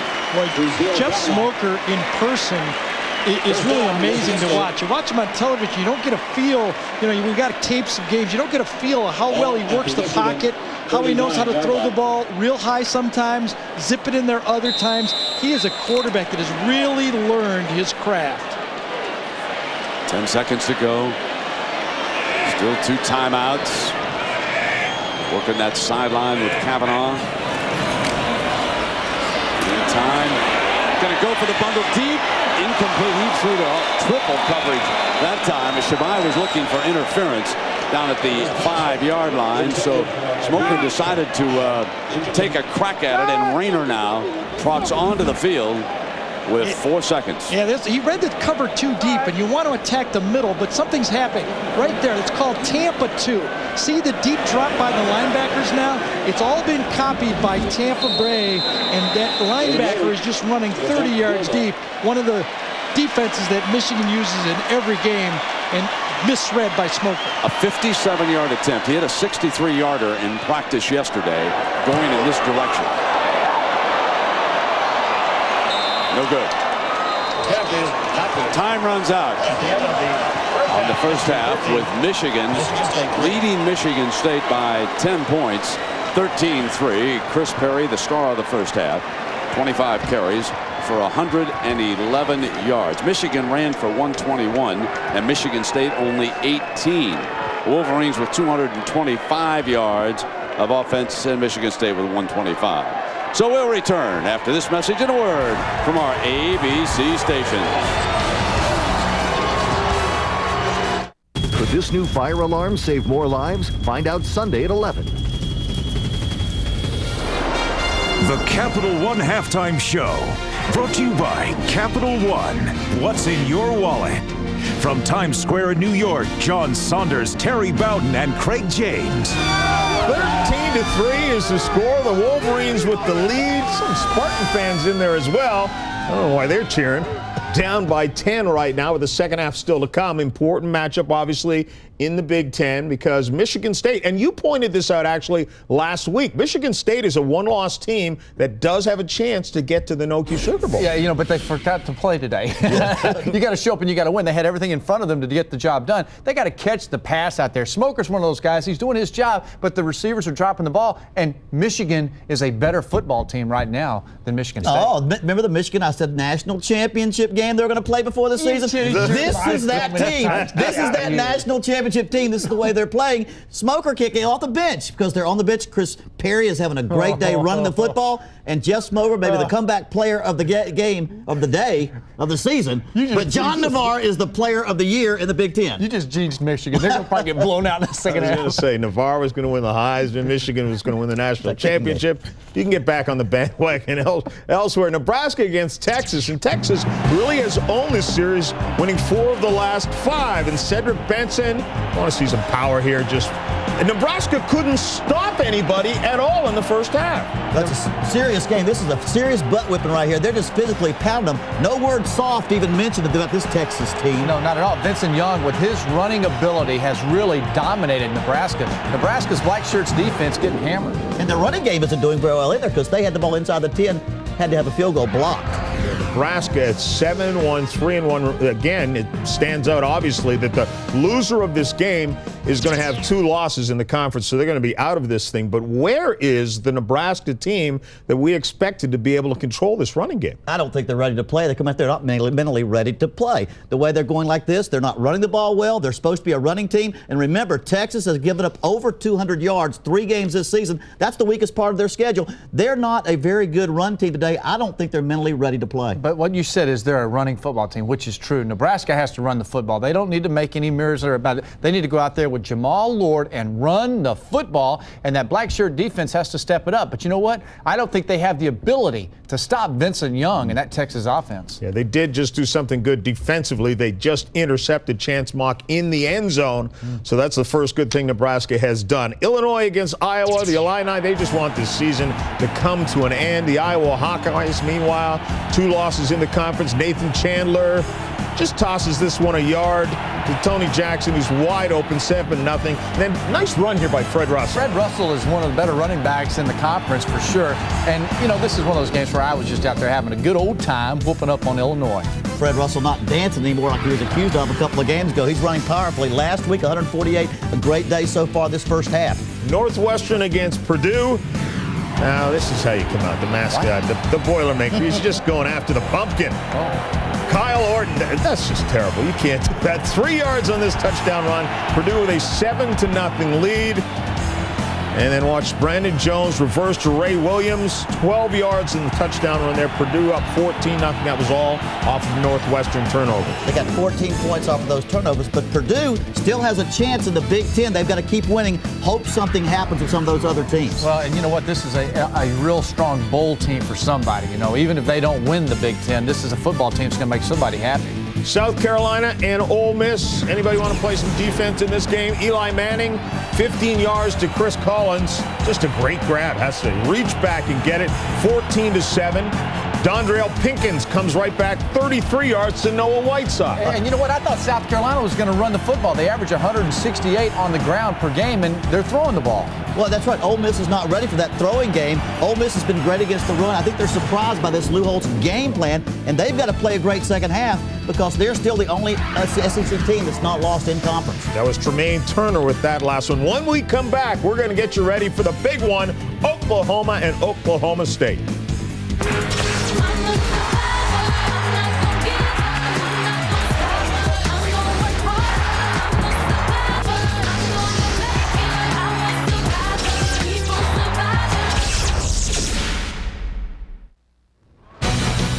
Welcome to the Capital One Halftime Show. I'm John Saunders. I'll be rejoined by Craig and Terry in just a moment. But coming up at 3:30, most of you are going to see Oklahoma against Oklahoma State. And when you have a game this big, you don't just get anyone to do the report. You go to the top dog of the state. Hi, I'm Brad Henry, Governor of Oklahoma, and we've got a great game coming up today. We call it the Bedlam Series, and it started back in 1904. The Sooners have won 74 times, but the Cowboys have won the last 2 years. spoiling OU's national championship hopes. I remember after the first one, coming out the field and I saw one of the OSU players wear broken rose. Like my heart dropped. One of the worst feelings of my life, to sit on the field and know you have so much ahead of you, but it's ruined because of one game. And I don't think we could stand and let that happen again this year, and we won't. Now, Stillwater and Norman are only separated by 90 miles on Interstate 35, but they're worlds apart during Bedlam Week. They just think that we're second class, but times are going to change. We want what they have. We're coming in and we're gonna give it our all, Both teams are right where they want to be right now. I know they're undefeated and everything. We're 7-1, and we can still achieve the goals that we wanted with the Big 12 championship and things like that. Watching teams, top-ranked teams fall every week, we know we have a target on our back, and it keeps us on our toes. Obviously, we need to be focused and prepared, but we got to go out and have fun and be relaxed too, and don't ride the roller coaster of emotion that comes with this rivalry. It's two guys in the backyard, somebody bringing the ball across the fence and figuring out who's the best team. I'm not much on words and bragging rights. We're more after championships. We'll see who in the end can do what, and that's all that matters. Now, as governor, I have to remain impartial, but I can promise you this, there will be bedlam today in Oklahoma. The bedlam is guaranteed by the governor, but the interesting thing about this game to me is that normally Oklahoma State is just trying to spoil Oklahoma's season. Hey, they got one loss. They're in the hunt as well. Yeah, I'm not buying Bob Stoops. He's not care about bragging rights, only championships. He's been the second best coach in his own state the last 2 years. He's got his wish, though. This one's also for the championship of the Southern Division of the Big 12. I'm reminded in this game when I was in 6th grade, I thought I was a pretty bad dude. And I went over and Coach told me to tell the 8th grader, hey, I'd rather be dead than a redhead. I went over there and I told him that. He smacked my fanny. Oklahoma State better watch out. They're talking all that smack. They may be reminded that they're not the redhead. All right, that game, of course, comes up at 3:30 Eastern Time right here on ABC. Most of you will get a chance to see that. Others will see Ohio State, Penn State, or Virginia against NC State.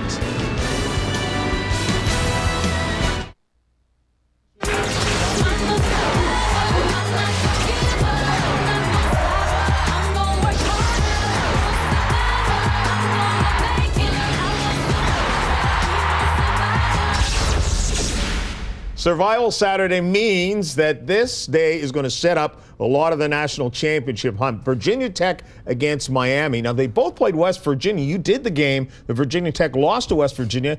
West Virginia almost beat Miami, too. And you know what? Virginia Tech, how do you figure out what they're going to do? This is a football team that relies on a quarterback to get them going. Brian Randall against West Virginia was just confused. He has to have a good game and be decisive, make plays, and not take sacks. I like Miami because of that tight end, Kellen Winslow Jr. This is the best tight end in the country. When they got to have a play, when they have a big play, they go right to Kellen Winslow. Great player. My father said after he played against Miami, the most intense player he's ever coached against. That is saying something. 38 years of coaching. Washington State against USC.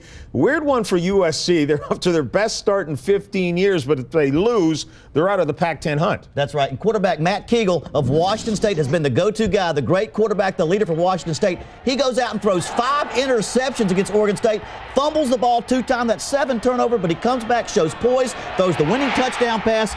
He can come back and have poise in any game. You know, his girlfriend's the goalkeeper for the soccer team at Washington State, so he has to protect the ball. There must have been a reason. He's got to protect the ball. Hey, this is a great game here between an offense at USC against a hot defense at Washington State. Cannot turn the football over. Washington State likes to take it away from their opponents. If they do that, then Matt Leinart and company will have to struggle with the ball. And Florida against Georgia. This would be the second straight year Florida has a chance to knock Georgia out of the national championship hunt. Yeah, Leak is a quarterback that's got some experience now on the road, but he's going to meet a guy named Mr. David Pollock today. David Pollock is a guy that's intense and plays extremely well for Georgia. Well, you mentioned Chris Leak, true freshman quarterback. They decided to go with the last 2 big wins, only 1 interception, 3 touchdown passes. He's getting better every game. All right, and our second half is coming up after this message and a word from our ABC stations.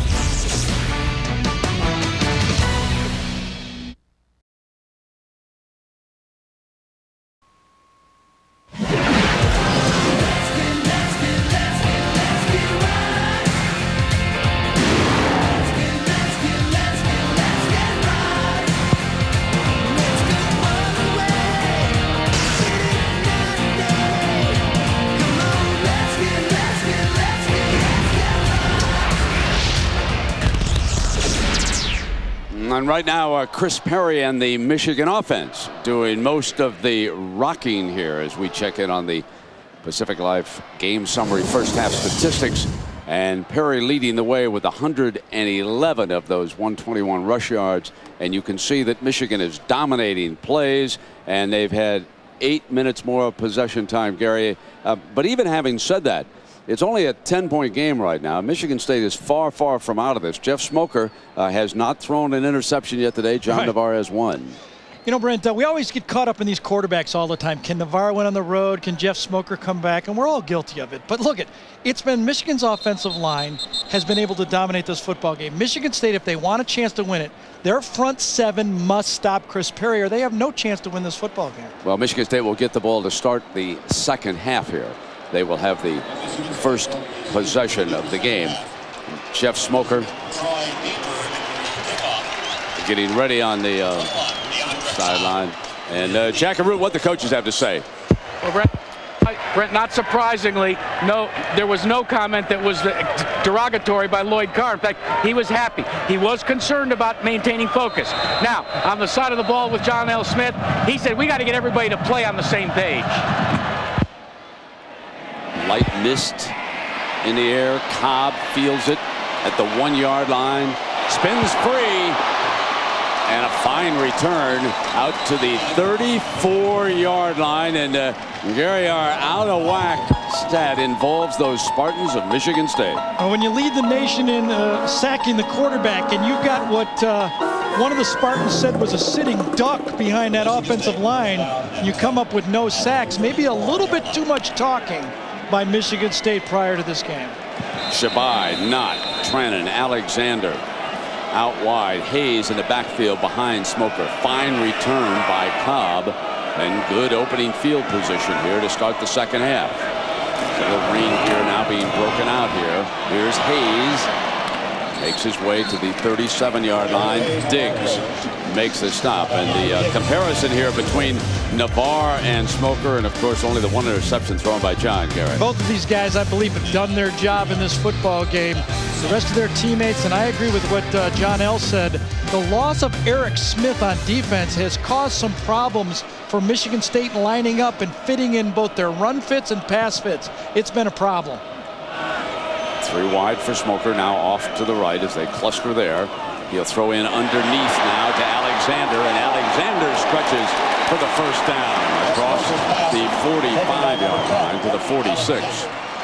Making the most out of that opening possession of the second half. The Spartans down by 10. Watch how perfectly this ball is thrown to Alexander. He scrapes off, the ball is thrown, it's like a long handoff.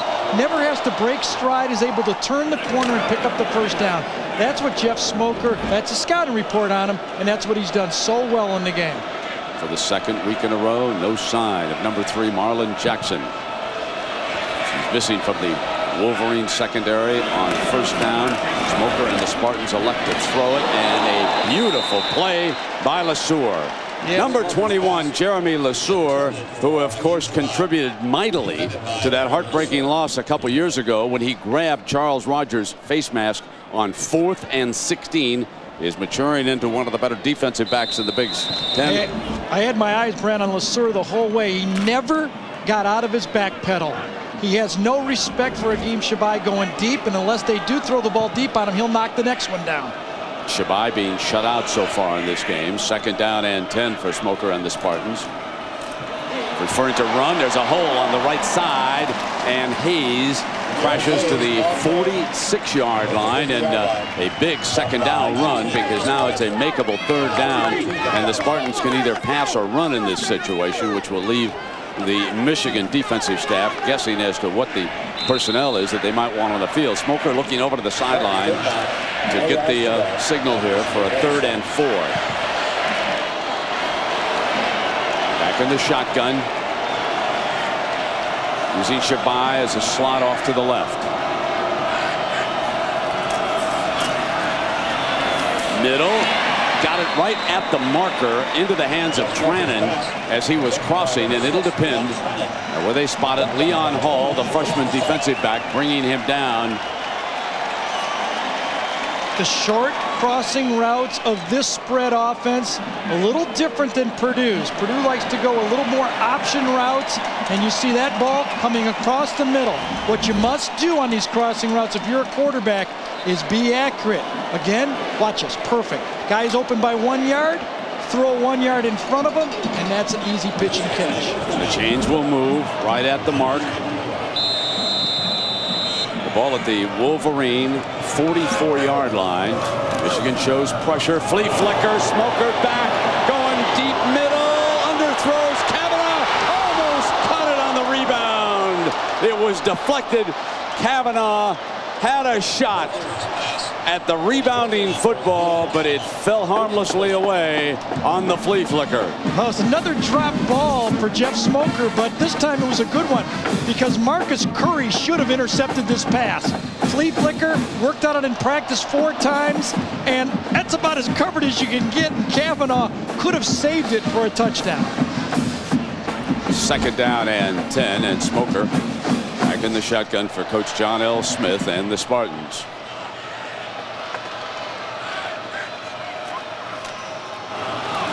Run Hayes back on a little bit of a counter, and he steps away from it to the right-hand side to the 37-yard line, and freshman Lamar Woodley out of Saginaw, number 56, making the stop here in East Lansing. As we had a prediction of rain late this afternoon, and the clouds starting to close in. Our 2 key plays in the game: Perry up over the top, and Edwards on the deep strike. But they missed an extra point, so that's why Michigan is sitting on a 13-3 lead, up 10 here in the 3rd quarter. 3rd down and 4. Smoker, quick fire out wide, nothing doing. Read beautifully by big Ernest Shazer. Boy, some NFL team gonna love his body for a safety. You're right, he is really coming on. 220. Shazer is just out of the picture here, but he reads it really quickly. Smoker does a great job on reading the blitz. He's got a hot, but when you are as well schooled as Michigan is right now on defense, Jim Herman has these guys playing and reading very quickly. Those hots should be gobbled up just like Michigan did. Now Rayner on the field, the position punter. Punted beautifully on the rugby look. They demonstrate that they're coming right again, and they're going to go downfield on it. So they break a gunner free on it, but it's out of bounds and a beauty. So Rayner nails one inside the 10-yard line. That's where John Navarre will have it at the 7 coming out. Yeah, that would be great. 111 yards rushing, Gary, for Chris Perry. Yeah, and you can see it right there. There's one tackle, there's the other tackle, and it has been right up the heart of this Michigan State defense. Can't stop the inside run. Might as well forget about what you're doing behind it, because they'll just keep pounding, and then they'll go up top and get you up top like they do with Braylon Edwards. The center, Dave Pearson. The right guard, Matt Lynch. The left guard, David Boz from Sarasota, Florida, Brighton, Michigan, and Ortonville, Michigan. And here he comes again, stepping over to the left, crossing the 10-yard line on that 1st down carry. So Michigan's running game so far has spelled the difference in this football game for Lloyd Carr. When you're running the ball, as we talked about in the open, Brent, maybe the old-time Michigan State game, the fullback has to be doing well, and Kevin Dudley, number 32, has been finding the linebackers, getting through those double teams up front, and getting his shoulder pads and hat on those linebackers from Michigan State. Stretch again on Perry. 17-yard line. What's underrated about Chris Perry is the more you watch him, yeah, he's a great athlete, can catch the ball, run with power, all that stuff. He's a smart runner.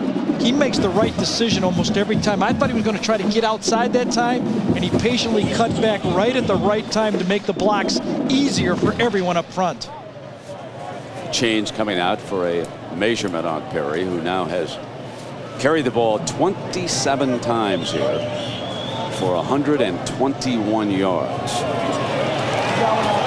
And Well, the yellow line was only off a few inches. Something's misting. It's misting out here. It's the mist got in somebody's eyes. And, yeah, isn't it sunspots coming up this weekend too, or that something can like happen sometimes to the movable yellow line. So it is first down and 10. That so far could be the mad move of the week right there.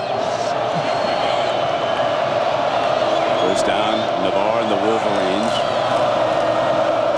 Perry. And was brought down by Levincho, senior linebacker from Toronto, Ontario, number 42, defensive ringleader. And let's take a look at closer look at this young man who leads this team in tackles. They go up to Canada for several athletes. Mike Levincho, number 42. Good one. Lost 30 pounds to get ready to play for John L. Smith this year. He had to prove and earn his way into that linebacker spot. Second and 8, and Navarre comes in underneath that time. And throwing Thompson, one of the backup fullbacks, number 35, slipped out and was out of bounds at the 26-yard line. First time he's touched the ball here today. I don't think any Michigan quarterback has ever been through what John Navarre has been through in his career. Maybe started a year or two early, had the critics all over him, even within the Michigan family, but he is making the right decision almost all the time here in his fifth-year senior year. Stretch with Perry, looks to cut it back and instead just puts the helmet down and goes for it. Askew hanging on. Chris Perry is the ball carrier. Stopped by Taplin and Matthias Askew. Dominating the time of possession and moving the chains. Chris Perry, the way it's going, it is possible that he'll go well over 150 yards, and who knows, he may even approach 200 yards here today with the way they're running the football. Yeah, Brent, remember when we were here 2 years ago, it was T.J. Duckett who ran 27 times for 211 yards. And right there in this game, T.J. Duckett did it 2 years ago, and now it's Chris Perry doing the same thing. Taking its toll, we are sure, on the defensive front of Michigan State with this pounding attack. Incomplete, intended for Edwards.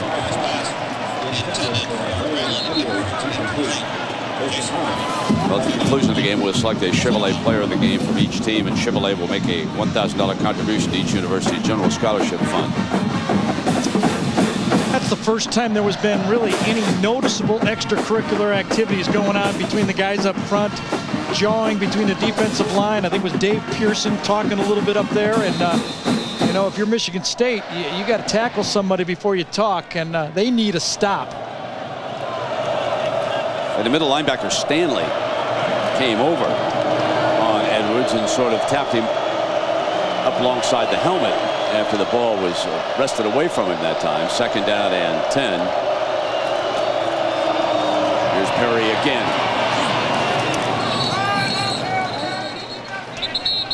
And when you take a look at the state of Michigan, where these two schools are located, the proximity. Ann Arbor, of course, the University of Michigan, just outside of Detroit, and another 65 miles up to East Lansing there for Michigan State.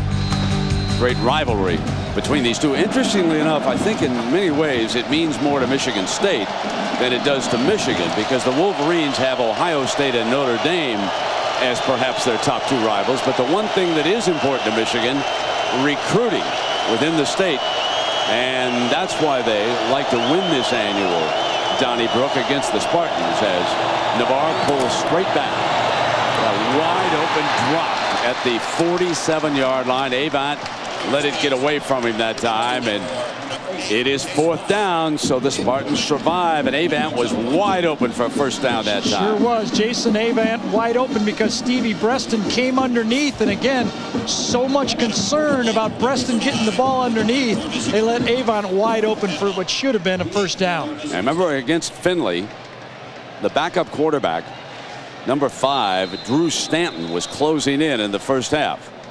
Let's see how Michigan blocks it.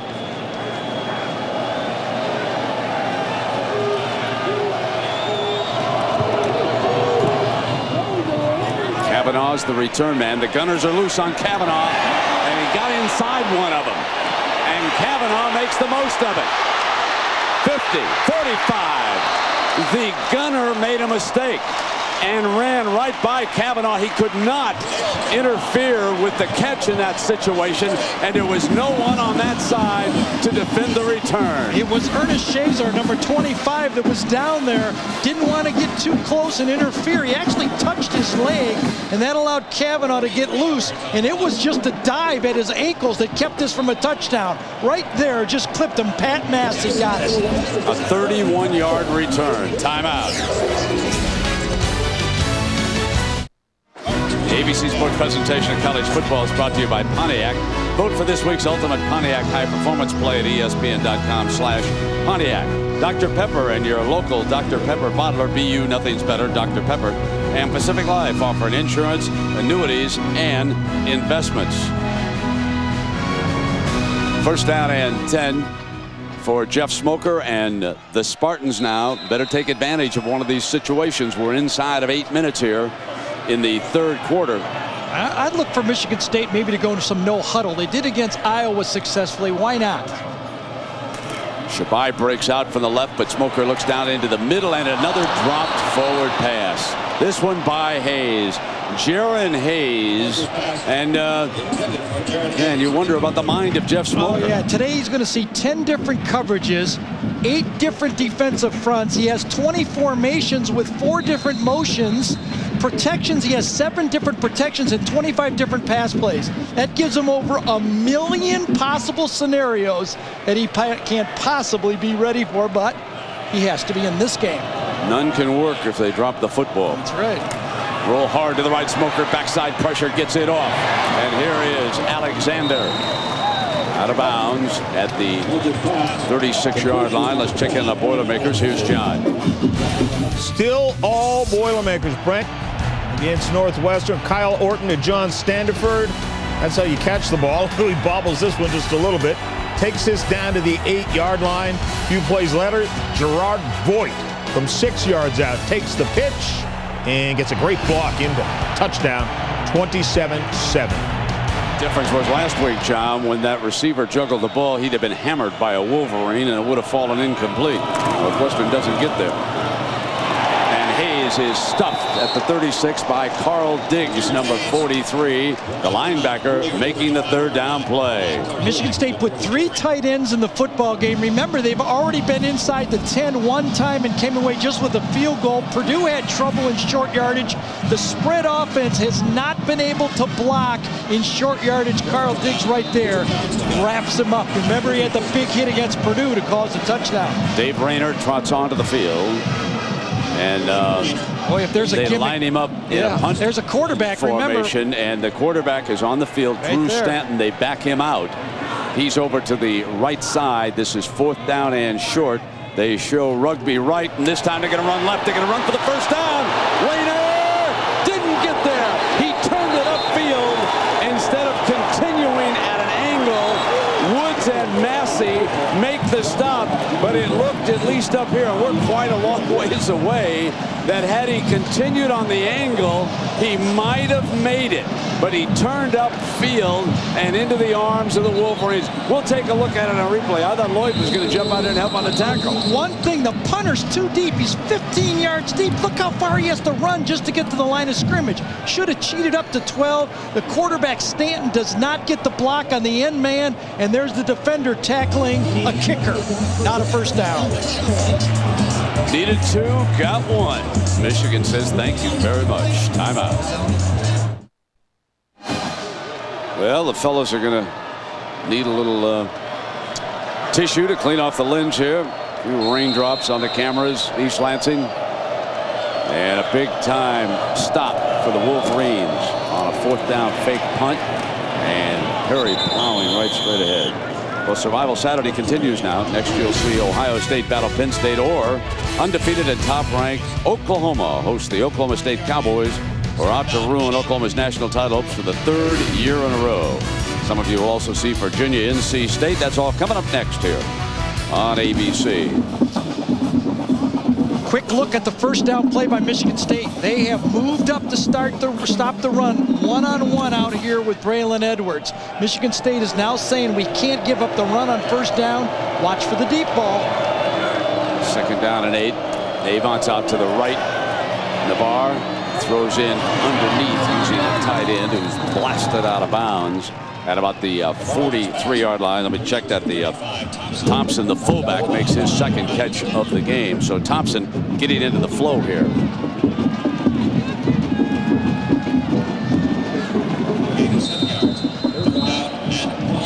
Now Edwards and Preston dash back onto the field. And the Spartans counter with coverage personnel. The nickel package is on the field. Ball at the Michigan 43-yard line. They lead it by 10. 5.5 minutes to go in the 3rd quarter. The Spartans unbeaten in Big Ten play. Draw play, and Perry runs to daylight. Got the first down. Crosses midfield. Out of bounds at the 44-yard line.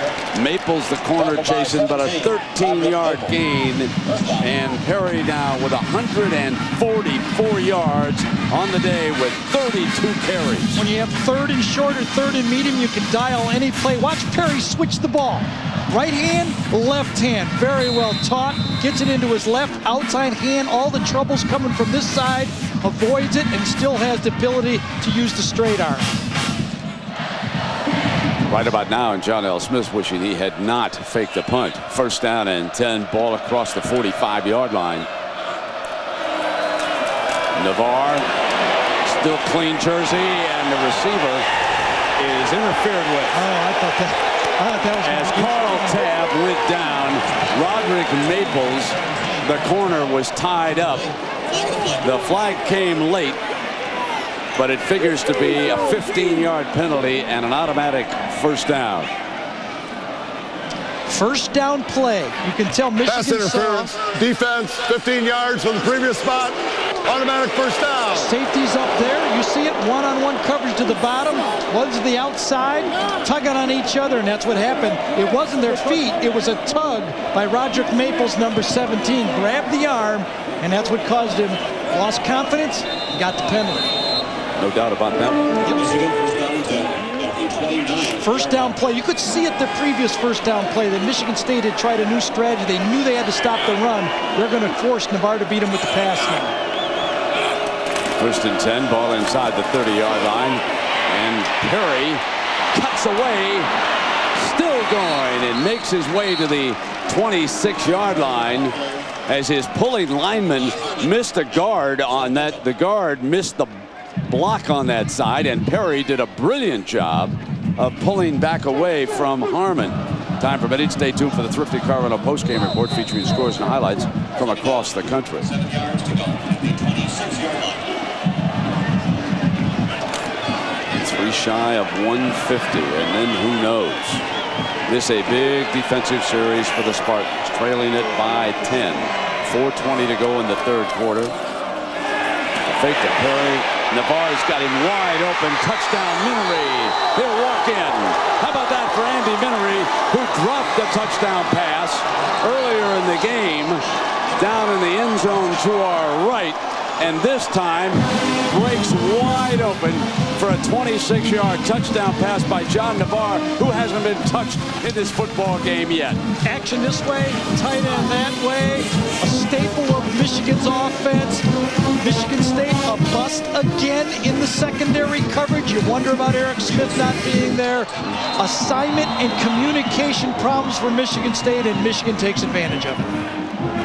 Jared Rivas missed his last extra point. Not this one. It's 23. The lead is now 17. The fake punt blows up in Michigan State's face. Chemical experiments in weightless space. Archaeological digs in the desert Southwest. Justice in American courtrooms. If it's being explored by anyone, anywhere, it's happening here, tackling more issues of greater diversity than at any other institution in the world. the University of Michigan, where it's happening. The two biggest differences in this football game is that Chris Perry has run for 147 yards for Michigan, and Michigan State has dropped one of Jeff Smoker's on-the-mark passes after another. They have had the dropsies here today, unable to overcome it. John L. Smith gambling on a fake punt gave Michigan a short field to work with. John Navarre made them pay. He still has not been sacked by the nation's leading sack team so far today. Now Cobb to the 27-yard line. Let's check in with Jack Abreu. Jack?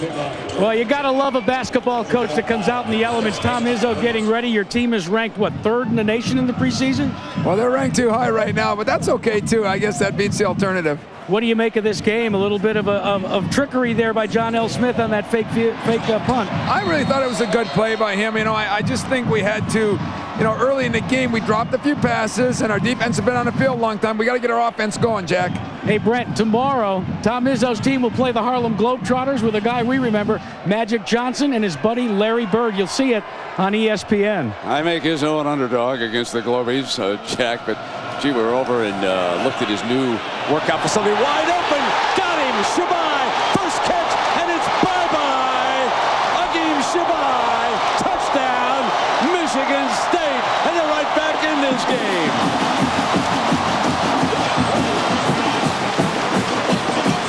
73 yards on his first reception of the game, and they're an extra point away from making it a 10, and Lloyd Carr's smile will cease rather quickly as the Spartans jump back in it.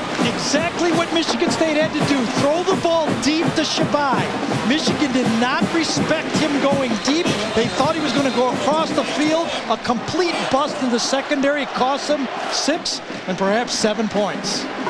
Rayner. The extra point. So Shabai, the young man who had been shut out, breaks wide open in the middle. Shabai is right there in the circle, just comes down to the post. The safety bites. Nobody thinks Shabai is going to go deep. No safety help. Not even a play-action pass. No one deep. That is a complete bust in the secondary. Shabai sneaks by him, and the deep ball gets him 7 points. For the first time in 2 weeks, Michigan misses Marlon Jackson. The center fielder disappears, and Shabai comes free for the Spartan touchdown. 10 seconds, the time of possession. And here is the young man who leads this team in receptions, but has been quiet today and celebrates his birthday on the day the Nokia Sugar Bowl will be played down in New Orleans Sunday night, January 4th. One of the youngsters on John L. Smith's team. The crowd climbs back in it now. It's 3:58, looking for a stop. But I'm going to go back to one statistic, and that is the fact that John Navarre has not been sacked in this game yet. They've been unable to generate a pass rush. Scooped up on the bounce at the 9 by Preston, who's returning a kickoff. His best return of the day. They put him back on the kickoff return team out to the 34. Let's check in with Jack. Well, Brent, Shabai has always wanted to do his best, but not for himself, but for his older brother, Fatmir, who taught him the game of football, but believe it or not, can't play it anymore. You see, Fatmir was critically burned in a furnace explosion a couple of years ago, left him in a coma for 5 months, hospitalized him for more than a year. In fact, it was Fatmir who convinced Shabai Agim to continue to play football, not for himself, but for his older brother. Listen to this crowd now. The Spartan faithful starting to believe. But they are still trailing favored Michigan by 10. Inside of 4 minutes here in the third quarter. Here's the hammer. To the 41-yard line, and Perry now passing that 150 mark and headed for 200. Chris Perry, they have not been able to stop him. Michigan State's Lavinjo right here, number 42. You're going to get a pulling guard. You must attack it, not stand there and catch. Lavinjo catches it, and that gives it a seam right there. Good block inside by Lentz. Those outside linebackers must really go and motor and take on that guard. Headed for 40 carries. Chris Perry with 34 already today. Make it 35. Another hole, left side, penalty flag thrown on the play. The linesman throwing a penalty flag as Perry was reaching for the first down. It goes against the Wolverines. Well, a reminder now that showdown in the Big East. Virginia Tech hoping to come back against unbeaten Miami in Blacksburg. And for more information, log on to ESPN.com. 7:45 Eastern Time. The Canes take their unbeaten team on the road. They'll know at that hour what has happened with Oklahoma. They're going to be done by 7:45. They'll know about the team that they are chasing. We have 2 unbeatens left. They control the drive to the BCS championship game, regardless of what the U.S. Congress might be trying to tell us. Second down and 14 yards to go. 3 minutes now in the third quarter.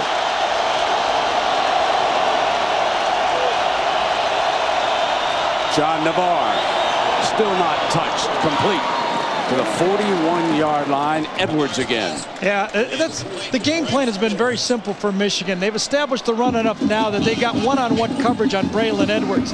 They've gone deep. Michigan State is now giving them the short one, and Michigan is not afraid to throw the out route. They believe in John Navarre's arm, and they just pick up half of it that time to give them another third and medium where they can run the draw or pass any play they want. They like to use Edwards in a little option right here. Third down and 4, and Perry to pass block as Navarre looks far outside. Incomplete. Avon saying it was bumped, and here's a late flag. Grabbed Avon's jersey. There's no doubt about it. That's Maples again. Yep, grabbed him right on the back of the jersey to Avon.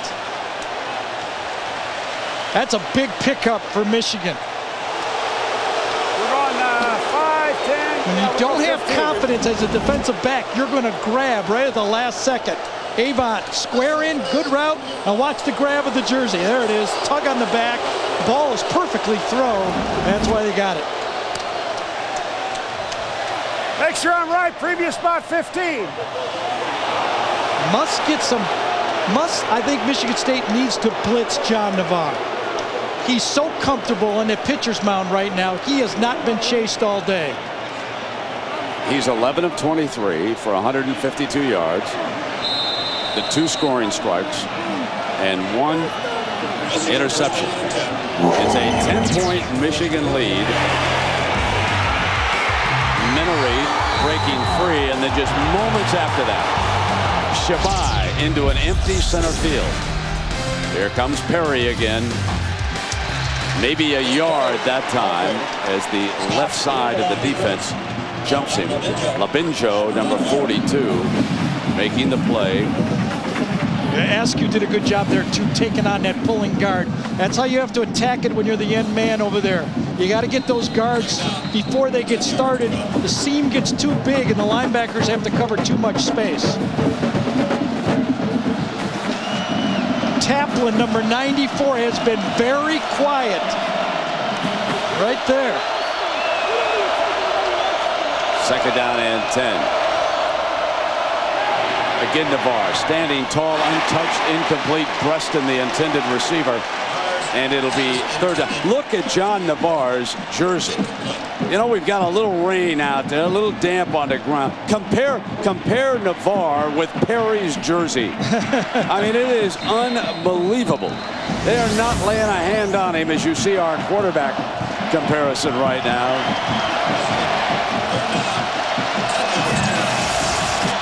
There's Perry doing all the dirty work for 150. Now look at Navarre, folks. That's the job the offensive line is doing for both of these fellas, if you will. Good now job by third and 10. Navarre saw that it was an illegal formation, moved the outside man up. Stands middle, got him. Avon, first down inside the 25-yard line. A little bit of an off-balance throw, but it was on the money for the senior John Navarre. That was a good play Absolutely. by 16. The critics say John Navarre can't throw when he has to move. Watch this one, critics. Stands, moves to his left, pats the ball, moves, and then throws a little bit across his body. Momentum going left, throws to the right. That's the best play of the game so far by John Navarre. Coming down toward the 1 minute mark. Ball on the 22-yard line for John Navarre and the Wolverines. Brent, Michigan State must blitz. John Navarre's on fire when he doesn't get anybody in his face. Now Perry, his turn. Not much doing that time. Let's check in on the Hawkeyes. Here's John. Well, Brent, as you might expect, it is more Iowa highlights. Dustin Ward back to pass. Matt Roth hits him. Bob Sanders picks it up and steps into the end zone. And then Fred Russell, the tiny running back, spots a big hole and fights his way in. 34-0. And here Perry with 36 carries for 155 yards for Michigan, up 10, 20-10. Stretch to him again. And he battles his way across the 15-yard line, picking up some tough yards that time before Greg Cooper is able to bring him down. And now 162 yards and a little bit of turf at East Lansing. Back for the fourth quarter after this message and a word from our ABC stations. Could this new fire alarm save more lives? Find out Sunday at 11.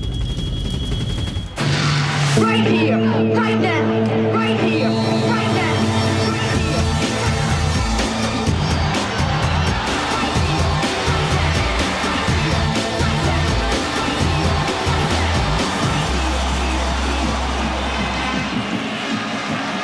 Well, there's the total yards for the Wolverines. Pretty well balanced, Gary. And that's what everybody says makes Michigan so tough. They have not been able to do this on the road until this game this year. Up by 10, we start the fourth quarter. And Mr. Perry is headed for the record books. That's his 38th carry of the day and 165 yards. If he keeps it up, he'll go past 40. That'll put him up there with the all-time record at Michigan, headed for 200 yards. A wonderful day. I thought Chris Perry showed it last week to his team that this season was important to him. He got popped on the first play of the game, and he finished against a tough Purdue defense. That told everybody that he was in it for the Rose Bowl, and he wanted to win it. Yeah, exactly. Big game as far as the Rose Bowl presented by City is concerned. And now with a 1st and 10, Perry cuts inside close to the 5-yard line. USC, when we talk about Pasadena, USC with a big one today against Washington State out in the Coliseum. The Trojans are believed by many to be one of the finest teams in college football, and should either of those two unbeaten stumble, a lot of folks think it might be the Trojans. Others think it could be Florida State. Some say Georgia. So the battle just beginning as we enter November here. 2nd down and 6, and the length of this drive, 59 yards for Navarre. Can't get over the fact that how clean he looks. He won't even have to take a shower, man. Here's a handoff now, and Perry with a penalty flag throwing, and that will probably be holding again against the Wolverines. There was a little bit of pain on Perry's face that time down in that huddle. There's the holding call. Gary mentioned the fact that he's up a little bit slowly right now. Yep. Perry is a little gimpy. And Survival Saturday continuing. Coming up next, of course, unbeaten Oklahoma hosts Oklahoma State in Norman. Ohio State goes to a somewhat unhappy Valley now to take on Penn State. Virginia, NC State. A good day to have one of those dishes or a cable company that'll give you some of those extra games you want to flip around and see them. And there's Chris Perry's numbers. Starting to flex that little thigh bruise that he got against Purdue again as he gets popped and popped against this not giving up defense by Michigan State. Let's see if he catches one on the thigh again right here. Yes, his right thigh took it from Ronald Stanley. This a passing play for the Wolverines for sure. Right here. Navarre looks, now comes back to him, got him high, incomplete, and pretty good coverage that time as Darren Barnett, the sophomore from Cincinnati, jumped on Braylon Edwards that time and did an excellent job right at the goal line. Sure did, because John Navarre saw what I saw. You got number 1 matched up, bump and run, had a square in route. Barnett doesn't go for the fake, cuts it off. The ball is very well thrown. Wrapped his arm around him, but I think that's a good no call. Wow, I thought he was holding his hips. I thought he could have easily thrown a flag on that one. 3rd down. Navarre looking left, fires high, got him. So Edwards makes the catch as a flag comes throwing between the two defensive backs.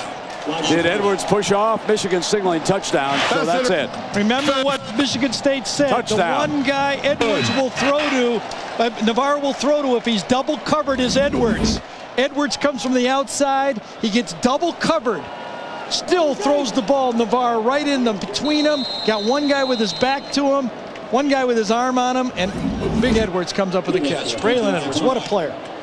Yeah, they are abusing the corners of Michigan State, especially Maples has had a real tough afternoon, and it is hard to cover these Michigan receivers. Remember what Joe Tiller said?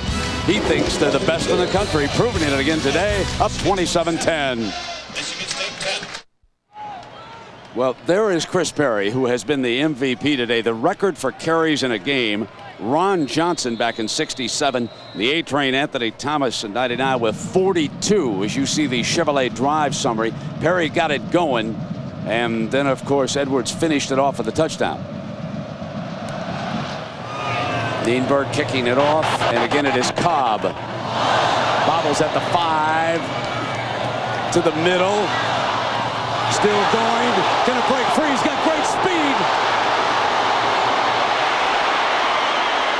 Thrown down at the 40-yard line, and Carl Tabb, the wide receiver with speed, able to come back and make a touchdown-saving tackle on Cobb.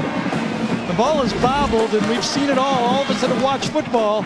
Everybody kind of slows down a little bit, thinking, okay, I don't have to cover this one. And he runs right through the tackle, and all of a sudden, very fortunate that Michigan had a receiver that had speed to match Cobb on the field.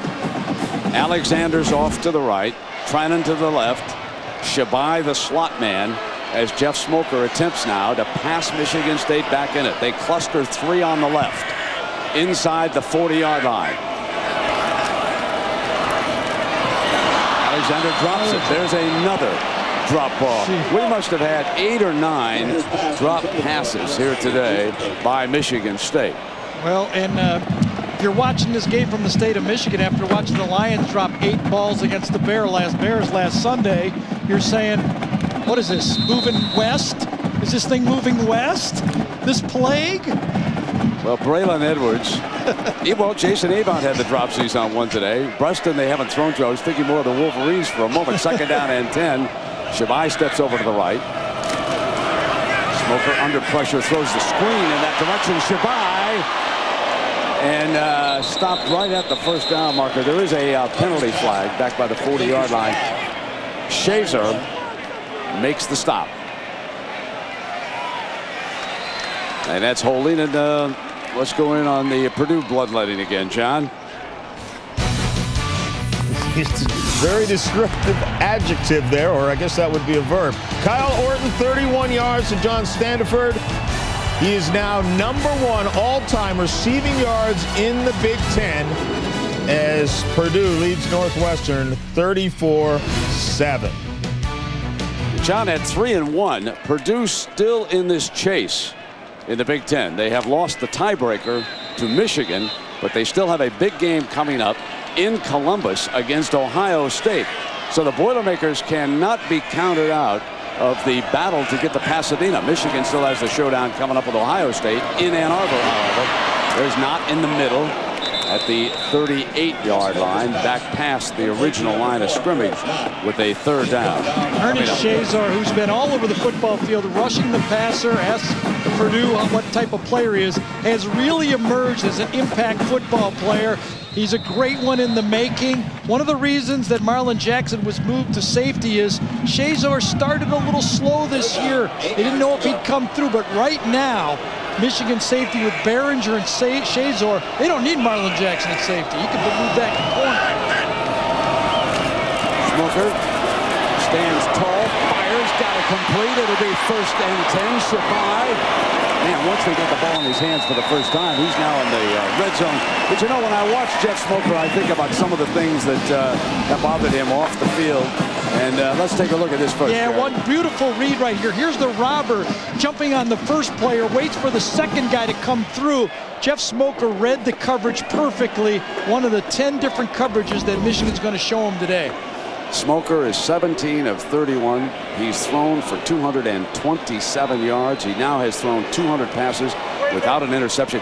He has not thrown an interception. There's an official, obviously, who was down, but seems to be okay. He's up. And Smoker without an interception thrown in a Big Ten game this year. 12 minutes, still lots of time left, trying to drive the Spartans back to within 10. They trail it 27-10. And Jeff Smoker, here's Hayes, and he has slipped up. And, you know, we asked Smoker about the importance of football to him at this stage in his life. Yeah, I definitely have a new perspective on life and football, definitely. I'm just enjoying this year. I'm having a blast this year. And, you know, just kind of have a new love for the game and a new appreciation for it. Huge support group, constantly being tested so he doesn't slip back into his old habits, goes to meetings, tries to stay a little bit more to himself, away from some of the old haunts. It's a constant battle for someone like Smoker, battling substance abuse and coming back. He now throws in zone, Hayes, and he underthrew his man, and he's lucky that one wasn't picked off by Reed, the linebacker. Well, that's a great matchup Michigan State had. Hayes on a linebacker, and Lawrence Reed did a great job of reading that fade. You see it matchup. If you're a quarterback, you say, I like my scat back against a linebacker. But Michigan's linebackers, especially Lawrence Reed, special receiver, the special defender, does a nice job of squeezing Hayes to the sideline. Shabai has been big. The Spartans tried Kyle Brown for one series, but obviously he's not healthy. He hasn't been back. The tight end Knott is a little bit off the line of scrimmage over to the right. Third down, Smoker from the gun. The Wolverines come to blitz. He throws it underneath to Shabai, who is bounced back to about the 16-yard line. So it'll be fourth down now with 11 minutes to go. And Jeremy Lesueur does it. And looking at the scoreboard, John did not hesitate what he wants to do. He'll take the 3 right now in his bid to get the comeback. Yeah, because if you get the 13, that makes it a 14-point game, 2 possessions. So that's the strategy. Fields, the deep leg punter, will put it down, and it looks like it's about a 31-yard field goal here, George Hill tells me. So Rayner, who has been one of the better field goal kickers in the nation this year, nails another one. Well, they trail it, but still not going away, are they? Michigan State giving themselves at least a little bit of a chance. Timeout. ABC Sports presentation of college football brought to you by Chevy Silverado. It's the right truck. Sprint, proudly offering picture mail and PCS Vision picture phone.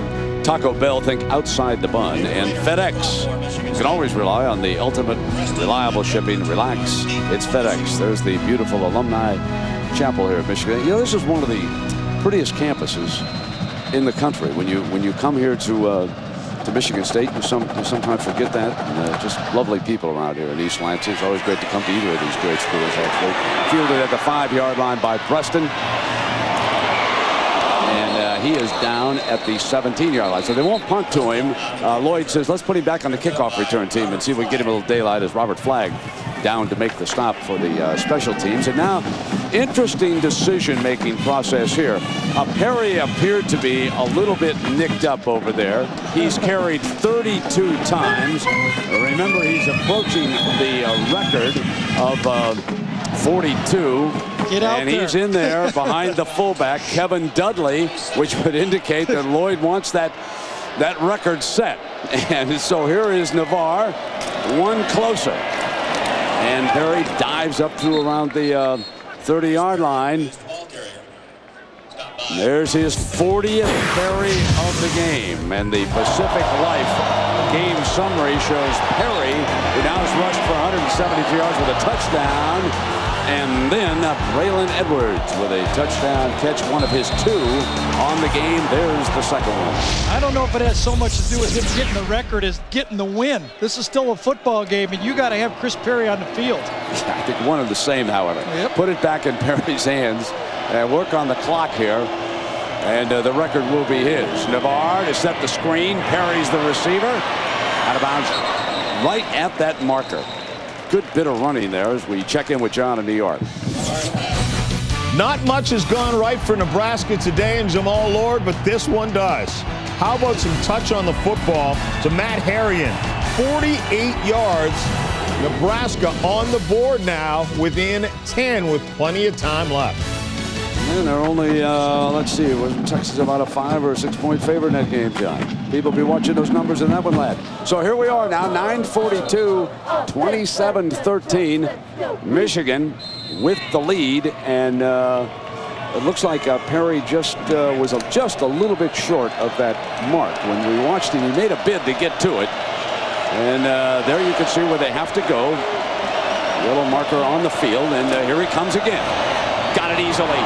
45 midfield. Perry with his 41st carry of the game.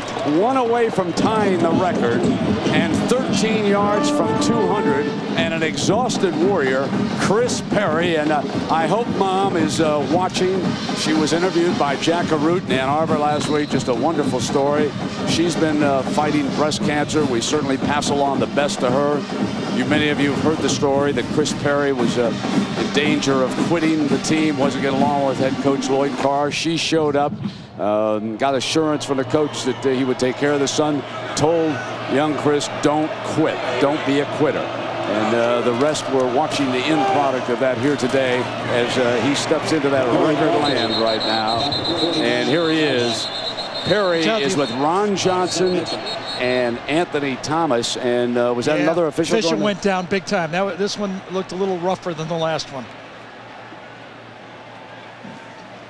The Michigan doctors or trainers ran right out even before the whistle blew that time.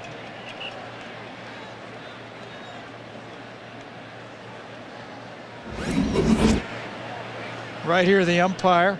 Yeah, he gets hit. Look, the block is missed, and then clips the referee. I don't know if he got his knee or the umpire. Excuse me, the umpire right there, always in the action. The umpire is took one.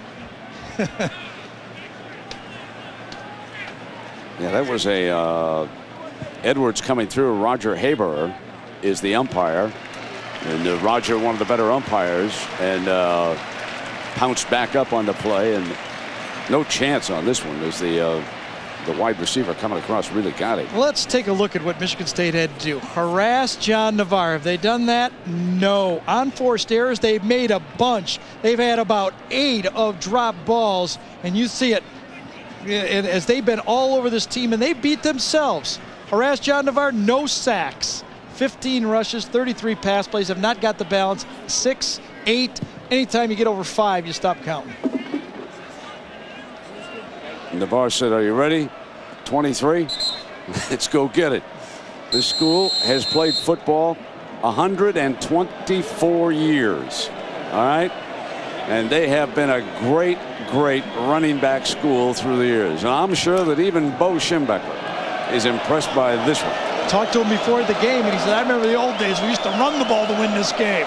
Well, Chris Perry with 42 carries. The ball is at midfield. Here's the record. Perry, a left side to the 46-yard line, and Chris Perry with the most carries in a game ever by a Michigan running back. Let's check in with Jack Arute. Jack. Well, Brett, back in the spring, Chris Perry met with his running back coach, Fred Jackson, and both agreed that Perry had to pick up his game for his season. So Perry said, I'll recommit myself to being the best that I can be. And to show how sincere he was, Perry put it all in writing. Rogers wrote it out on the board. Perry signed it with his number. And believe it or not, that pledge still remains in the office to this day. Coach Jackson, one of the best recruiters in the state of Michigan, does an outstanding job with the Wolverines. Navarre at the 35-yard line. First down, touchdown, Breaston. Really have to appreciate the balance of this Michigan football team. You bang, you bang, you bang, and you still have Breaston and Edwards and Avant, and that ball was perfectly thrown by John Navarre. He threw it about 2 seconds early, and he put it out there where only Breaston could get it. I'm telling you, Michigan can play with anyone, including Oklahoma. They're not going to get a chance unless Oklahoma loses, but they can tee it up with anybody in the country. Except Oregon and Eugene. First down and... They lost by a total of 7 points. It counts. Here's the draw play. Perry again adding to it. Now he's going for 200. He's got one record. Now he's going to go for 200 yards. He's 5 yards away from 200.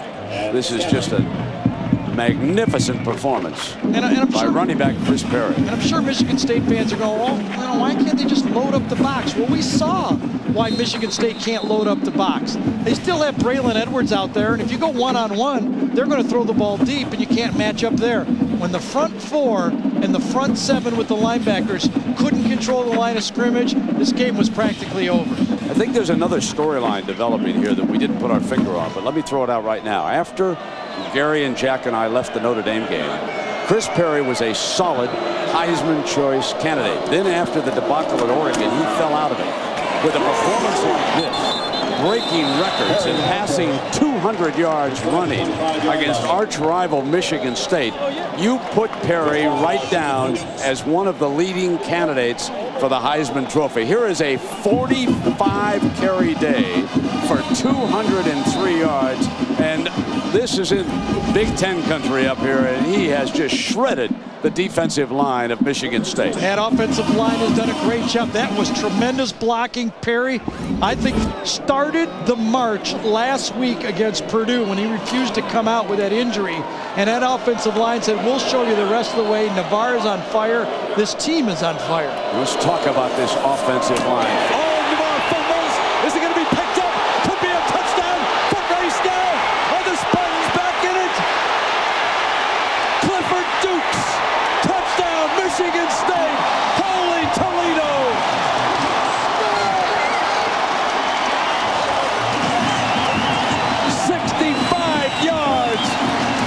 As the Wolverines were driving for the put-away touchdown. Got a little too fancy, naked. Late in the game, Navarre gets hit by Dukes just as he threw it. Actually, it wasn't. I think it was Robert Flagg who's done a great job on special teams all day, and then Dukes picks it up and takes it. Michigan gets fancy and puts Michigan State back in the football game. 6 minutes to go now and a big extra point. This could pull the Spartans to within 7.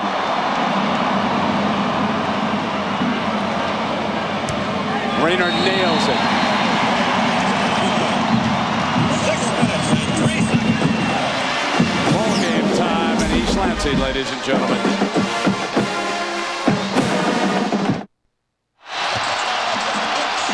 When you're running the bootleg, you must make sure that that safety at the end of the line of scrimmage isn't coming. Robert Flagg is coming. The receiver's open, but Navarre doesn't have time. But watch, one more look. During the commercial we found, John Navarre actually starts to lose the ball before he's hit. That's another reason why he fumbled the ball, and Flagg turns it over. Michigan State has lived on turnovers all year, the best in the Big Ten, and they get a huge one right when the game looked like Michigan could put it away. It also goes down as the first sack of the game by the Spartans, who lead the country, and at Breaston driven back, bobbles it going in, picks it up coming out, and he makes a mental mistake. He's down at the 10-yard line. The ball would have sailed in through the end zone if Breaston hadn't gone for it, and it would be on the 20. Well, that cost them 10. He actually made another mistake, even though that he fielded it. Since the momentum of the ball got into the end zone, he could have played it and stayed in the end zone. But young football player doesn't want to make a double mistake, comes out and gets it to the 10. Now Chris Perry with 45 carries, 203 yards, jogs onto the field. Chris Perry now with 45 carries has to be careful not to make a mistake with the football. When you're tired, that's when you can drop the ball. Kevin Dudley's the fullback. inside of 6 minutes. Here he comes again. Stuffed short of the 15-yard line. So for those of you who have just joined us here at the top of the hour, I know some of you getting ready for Ohio State, others for Oklahoma. Just a few moments ago, Michigan State climbed back in it after Perry dominated this game with 46 carries, 207 yards, and that touchdown. But two huge plays for the Spartans in this game. One, they go to Shabai on the deep bomb down the middle. Now their first sack of Navarre results in a defensive touchdown as Clifford Dukes gets free on him. Navarre back, pressured, fires, complete. First down for the Wolverines at the 27-yard line. Braylon Edwards, who's had a big day. 7 catches. He's had 103 yards and 2 touchdowns. So Perry and Edwards now picking up the yardage here for the Wolverines. You're Michigan. You want to get a couple first downs at least. You don't want any way to have Jeff Smoker get another chance with that football at the end of this game. It will be reminiscent of the last time in this game he got the football back 2 years ago. First down and 10 for Navarre. No pressure, and comes to Thompson again. That's his 3rd catch of the game. And picks up about 3 yards using Thompson as a swingman out of the backfield. Mitchell. Time permitting, of course, stay tuned for the Thrifty Car Rental postgame report. We'll have scores and highlights from across the country.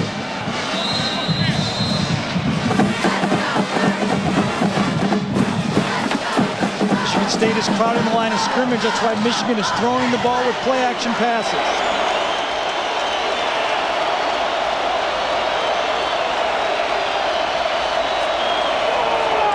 Here's Perry. And he steps to the 36-yard line, and Seth Mitchell, number 48, makes still another stop on him. And Perry, 213 yards and 47 carries. Headed for 50 carries and slowly getting up and going back to the huddle. How much can one running back stand here today? He has to be really tired. 3rd down and short. Sometimes that's when a tired running back really turns it loose. We've seen the great ones. 3.5 now. Perry trying to get himself sky high for this one. Unless Navarre goes right straight ahead behind Pearson. He does. Steps over behind his fine left guard, David Boz from Sarasota, for a first down for the Wolverines. And Lloyd Carr anxiously looking at that clock. It cannot move fast enough for the Wolverines. Yeah, every time Chris Perry kind of looks over to the sideline, Lloyd Carr turns around and says, sorry, finish the game. We need you in the game. It's funny how things Offside, go from defense, 5 yards, result in a first down. Funny how things go from talking about records to talking about winning a game in one play. That's how fast. John L. getting on the linesman down here on the Michigan State side. You can see him lobbying down there. Coming down toward 3 minutes. Michigan's lead is 7. You see John Navarre, he will use all of that play clock right there.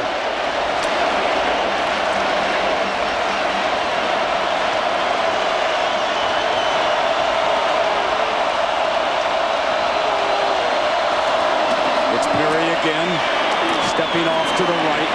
And quickly the safety comes up to fill the hole. That's Harmon.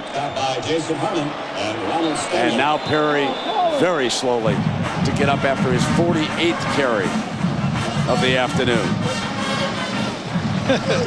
Is he giving it a Jim Brown, or is he?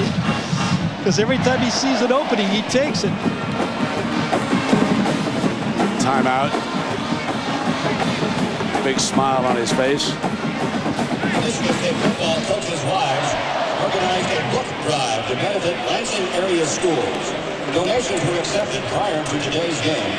And please direct your attention to the message center at the north end of the Well, we welcome those of you who have been watching Texas lead Nebraska. Here with Gary Danielson and Jack Arute, I'm Brad Musburger. And Michigan, just a short time ago, had a comfortable 14-point lead and was driving for a touchdown.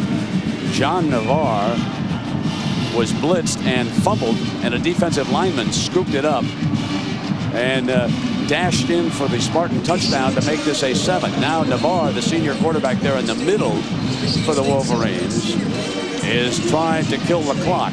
This is the touchdown. Now watch Navarre, the fake, flag hits him, and Dukes scoops it up.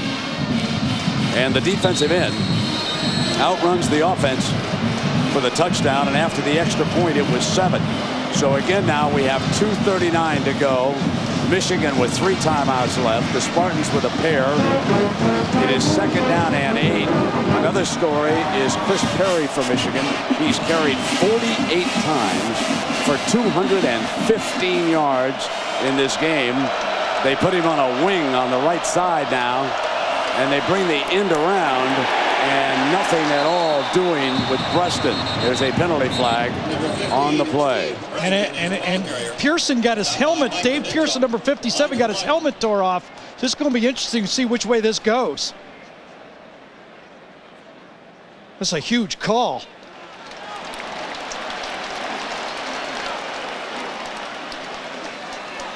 An unforced error by Michigan State right when they had Michigan 3rd and long.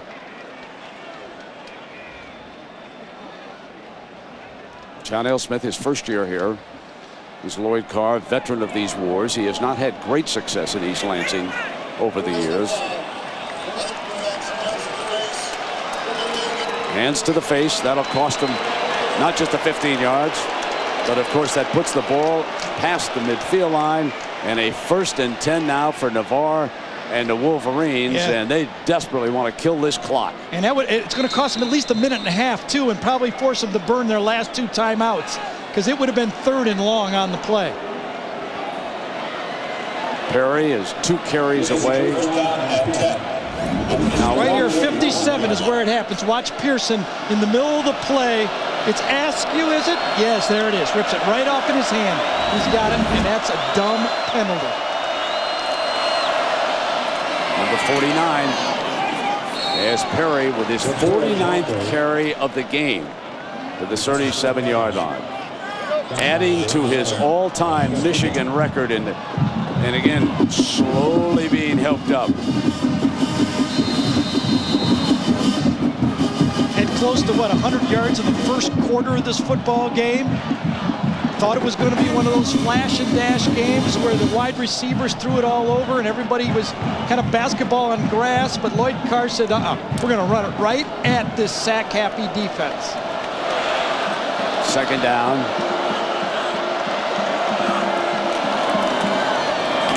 Juggle got it back short of the 1st down, and Perry with 50 carries on the game. Most importantly, he secured the football. He appeared to be losing it just a little bit.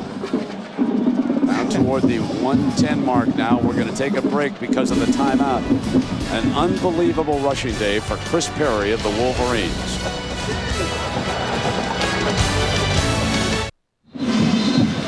Lethal on 3rd down. Edwards today 103 yards and 2 touchdowns, and Perry 221 yards rushing. Here they come. 3rd down and 4. Interesting call. Michigan State wants one last shot at it. If Michigan runs, Michigan State will have to use a timeout. Here they come. Perry upset down. 4th down. They'll probably position punt away. Maples, who's had a long, tough afternoon, makes a big tackle right there. And there's the timeout. So the Spartans have exhausted their timeouts. Lloyd Carr, decision-making time on the far side.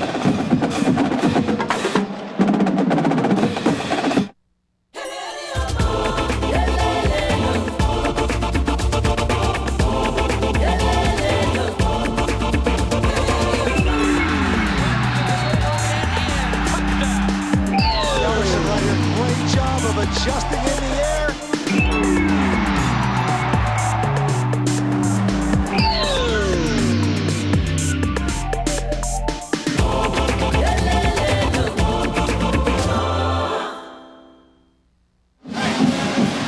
Lloyd Carr just told his punter, Adam Finley, I don't want it in the end zone.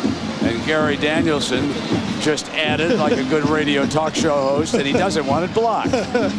So Finley will come on the field now. We don't want a bad snap, and we don't want to hold it. We don't want anything. We just want it to be good. So Finley will be standing right about midfield. He'll hit it up around the 45-yard line. Michigan State not deploying anybody back. They've got everybody pressing to the front. And it's going to go to the end zone and come out in the 20-yard line. Not what Lloyd wanted. And now, down on the defense, he had a word for Shaw. So here it is, Jeff Smoker. He's thrown for 230 yards. He has 1:06, no timeouts. The clock stops quickly, of course, on a first down. He can take advantage of that. So reminiscent of 2 years ago.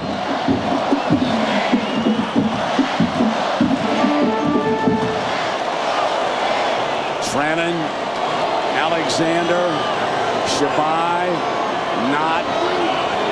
They cluster 3 on the left against the Wolverines. Smoker has time, throws in underneath to the 26-yard line on first down. Clock runs. Shaw makes the stop. Now we're inside of 1 minute. See why Michigan ran the ball on third down. No timeouts. Three-man rush. The prevent is in for the Wolverines. Smoker, middle, got it, first down. That stops the clock. They need to hurry. They're up to the 39-yard line. Shabai, the receiver that time. The umpire spots the ball. Whitvote, the referee, cranks it up. Inside of 40 seconds. Smoker. It's clean. Throws in underneath to Knott. The tight end trying to get out of bounds. Does. Stops the clock after picking up about 4 or 5 yards on the play. A half minute left for Smoker. Very dangerous pass by Jeff Smoker, throwing to a slow tight end between the hashes. Michigan makes a mistake not getting a tackle. Remember the rule change because of that 2001 game. The clock is controlled by the officials on the field, not up in the booth. No Spartan Bob this year. Second down. Smoker clustering again on the left side. The Wolverines show pressure on the left side of the defense. Don't come. Three-man rush. Still prevent. Smoker's got sideline high. Incomplete. He overthrew Shabai that time. A little bit too high. I think he was surprised Shabai stopped on that play. He was thrown to the sideline. Shabai and one of those read routes stopped right there and the ball just sailed. Michigan has rushed 3 men on every play. They've been in the prevent. Can't blame them. Every time they complete a pass less than a first down, the clock keeps running. It's 25 seconds and no timeouts. Third down and 6. First down marker at the 48-yard line. Penalty flag is thrown. Smoker. He's got an offside to work with underneath. Gobbled, incomplete. Clock stops. But that's going to be a 5-yard penalty against the defense. The right side of the defensive line jumped that time, but it's still going to be short of a first down. They had about 6 yards to go here for a first down. Offside, defense. 5 yards, repeat third down. Not that it matters very much anyway. Only 17 seconds to work with, but they're 5 yards closer. They are getting close enough now, though, that they will be able to throw to the end zone to finish the game, even if they can't get for a normal play. They'll be able to throw the Big Ben at the end of the game. Jeff Smoker can throw the ball, Coach told us, at least 70 yards in the air. Need 1 yard for a first down. Just short of midfield, a cluster with Hayes. Dashes over to the right-hand side, to the wide side of the field. Backfield is empty for Smoker. Offensive line blocks 3. Here's Shabai, drops another pass, and now it is 4th down and 1. That's about 8 to 10 drops here today. That's at least that many. That's being fair, 8 drops. 10 on the outside. Would have been an easy first down. Unforced errors, drop balls. No way. The 12% solution today for Michigan State's up by about 25% with drop balls. The safeties for Michigan have backed up to the 35-yard line. Shazer on the hash on that side. is back on the 35-yard line. There's only 14 seconds to work with against this Wolverine prevent. Smoker straight ahead, stops the clock with the first down. And he was juggling as he went forward with the snap that time in his eagerness to follow Chris Morris for the first down. He's only got 10 seconds now. He should just ground the ball now very quickly as soon as the referee moves. He puts everybody down, and there he does just that. So they gain a little bit of time with that maneuver. But again, they've got 51 yards, and they need a touchdown. They're down 7. 9 seconds, and again, like Gary said, no Spartan Bob. It's 9 and not 10 seconds here today. 9 or 10, give or take a second, right? Must throw the ball if you're Jeff Smoker past the yellow line on television. The ball must be thrown further than 10 yards. Here we go. Final 9 seconds. The Spartans. Smoker steps away from trouble, comes in incomplete. And the last 3 seconds of the game about to unfold. Pierre Woods getting pressure on him that time. Beginning to look now like Michigan is going to get away from here. But it was hard fought. Yeah, Michigan defensive backs now must remind themselves, no interference and knock it down. No interference. It'll be the last play of the game. The safeties back up to the 12-yard line. That's where Shazer's going in deep center field. Now, Behringer backs the corners up with him. There's 4 Wolverines inside the 20. Jeff Smoker fires it high toward the end zone. Wolverines are there. They've got it. Interception in the end zone. And the Wolverines hang on. Scott McClintock back in the end zone. Makes the interception to end it. And our Chevrolet players of the game, no question about it. Chris Perry from Michigan, 51 carries, 219 yards and a touchdown. And for Michigan State, Jeff Smoker, 254 yards, 1 touchdown, and the last play of the game is only interception. Chevrolet makes a $1,000 contribution as we send you to Jack. Coach, can you breathe yet? Oh, my God. Well, you know, we had the game in hand there and made a decision to throw the football, and it backfired on us, but our guys fought like the devil, and it was a great football game. It's a traditional Michigan State game, hard fought right down to the bitter end. Coach, who made that decision to throw the ball? I did. Congratulations, Coach. It worked out for you. Thanks. Lloyd Carr, he always takes the blame. Even if one of the assistants made the decision, he's up front about it. The final score, Michigan wins it 27-20, and the Big Ten standings will tell you that Michigan took a small step toward Pasadena. Remember, they've still got to deal with Ohio State in Ann Arbor as the Wolverines win it 27-20. ABC Sports Online at ESPN.com. Search ABC Sports. Now, John Saunders, Terry Bowden, Craig James in Times Square Stadium. Take it away, guys. Brent had another great day today. A lot of fun as well. Lloyd Carr takes the blame, but of course that's outside of the locker room. When he goes inside, one of the assistant coaches might hear something. Just the same, a huge win. John Navarre, they say he can't win on the road against big teams. He did it. Yeah, we talk about John Navarre and Jeff Smoker, but this is the Big Ten. This game is still won with rushing the football. Michigan's offensive line, powerful. They moved them off the line of scrimmage, and of course Chris Perry is Chris Perry. But you know what, Michigan, all these things that could have happened in the Big Ten throughout the year we've been talking about, all this and that, it's going to come down to Michigan and Ohio State. Always does. Michigan and Ohio State at the end of the season for the championship. Most important guy right now in the Michigan locker room, the guy who gets the ice to Chris Perry's locker, because that guy is going to be sore. These fans, though, are excited in the zone. They just watched their Wolverines come up with a win.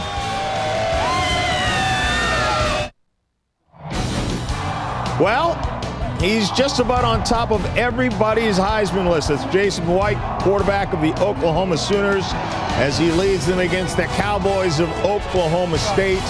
And each and every year, this is a big game because of the rivalry. But people forget Oklahoma State's won the last 2, but this time they're not playing to spoil the season. They're playing for something big. That's right. They can win their division with this game. I think it's still a deep ball. They've got to hit a deep ball. I'm going to remind everybody of this thing here. Oklahoma has won 74 times against them. There's a reason, because Oklahoma's better than Oklahoma State, and I expect that to happen. All right, some will get Virginia, NC State, or Ohio State, Penn State. We'll see at halftime.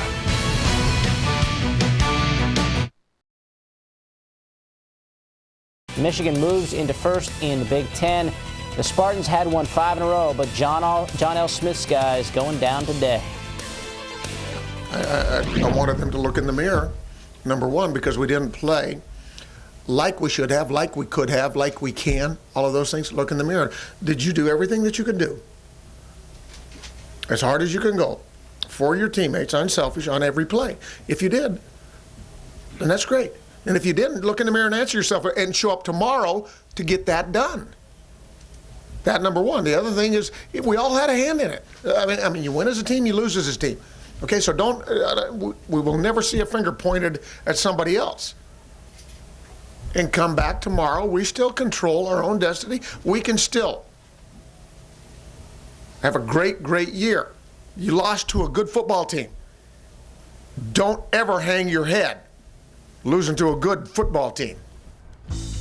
John L. Smith in his first Michigan game going down. They don't actually control their own destiny in the Big Ten because Michigan has now taken a half-game lead over the Spartans and the Boilermakers in that conference. Michigan with a bye week, then Northwestern, and they finish up against Ohio State in what should be a lot of fun. Checking in on the world's largest outdoor cocktail party in Jacksonville. 21st ranked Florida on top of... Shabai, 5 catches, 105 yards. State down 20-10. Same score, Navarre this time. Back to Edwards. Navarre 17 of 31, 223 yards, 3 touchdown passes. Splits the defenders there, 27-10 Michigan, but gets crushed by Chris Bush here. And Clifford Dukes has it, and there he goes. The Spartans leading the nation in turnover ratio. Get a big one here to make it a 7-point game with 6 minutes to go. But Smoker didn't have much time when he got the ball back again, and one last desperation pass. Hail Mary, hail no. Aaron Alexander with the pick. That was Smoker's first interception in Big Ten play this season. As Michigan holds on 27-20, the Spartans' 5-game win streak is snapped. Michigan takes over first in the Big Ten with the win. If you were wondering, Tony Sands has the all-time record for carries with 58 for K-State in 91, but Chris Perry sets a Michigan record. Here's Lloyd Carr in a hot and humid Michigan locker room. And of course, Perry has the heart of a champion. I love that kid and the way he's played and the career he's had at Michigan.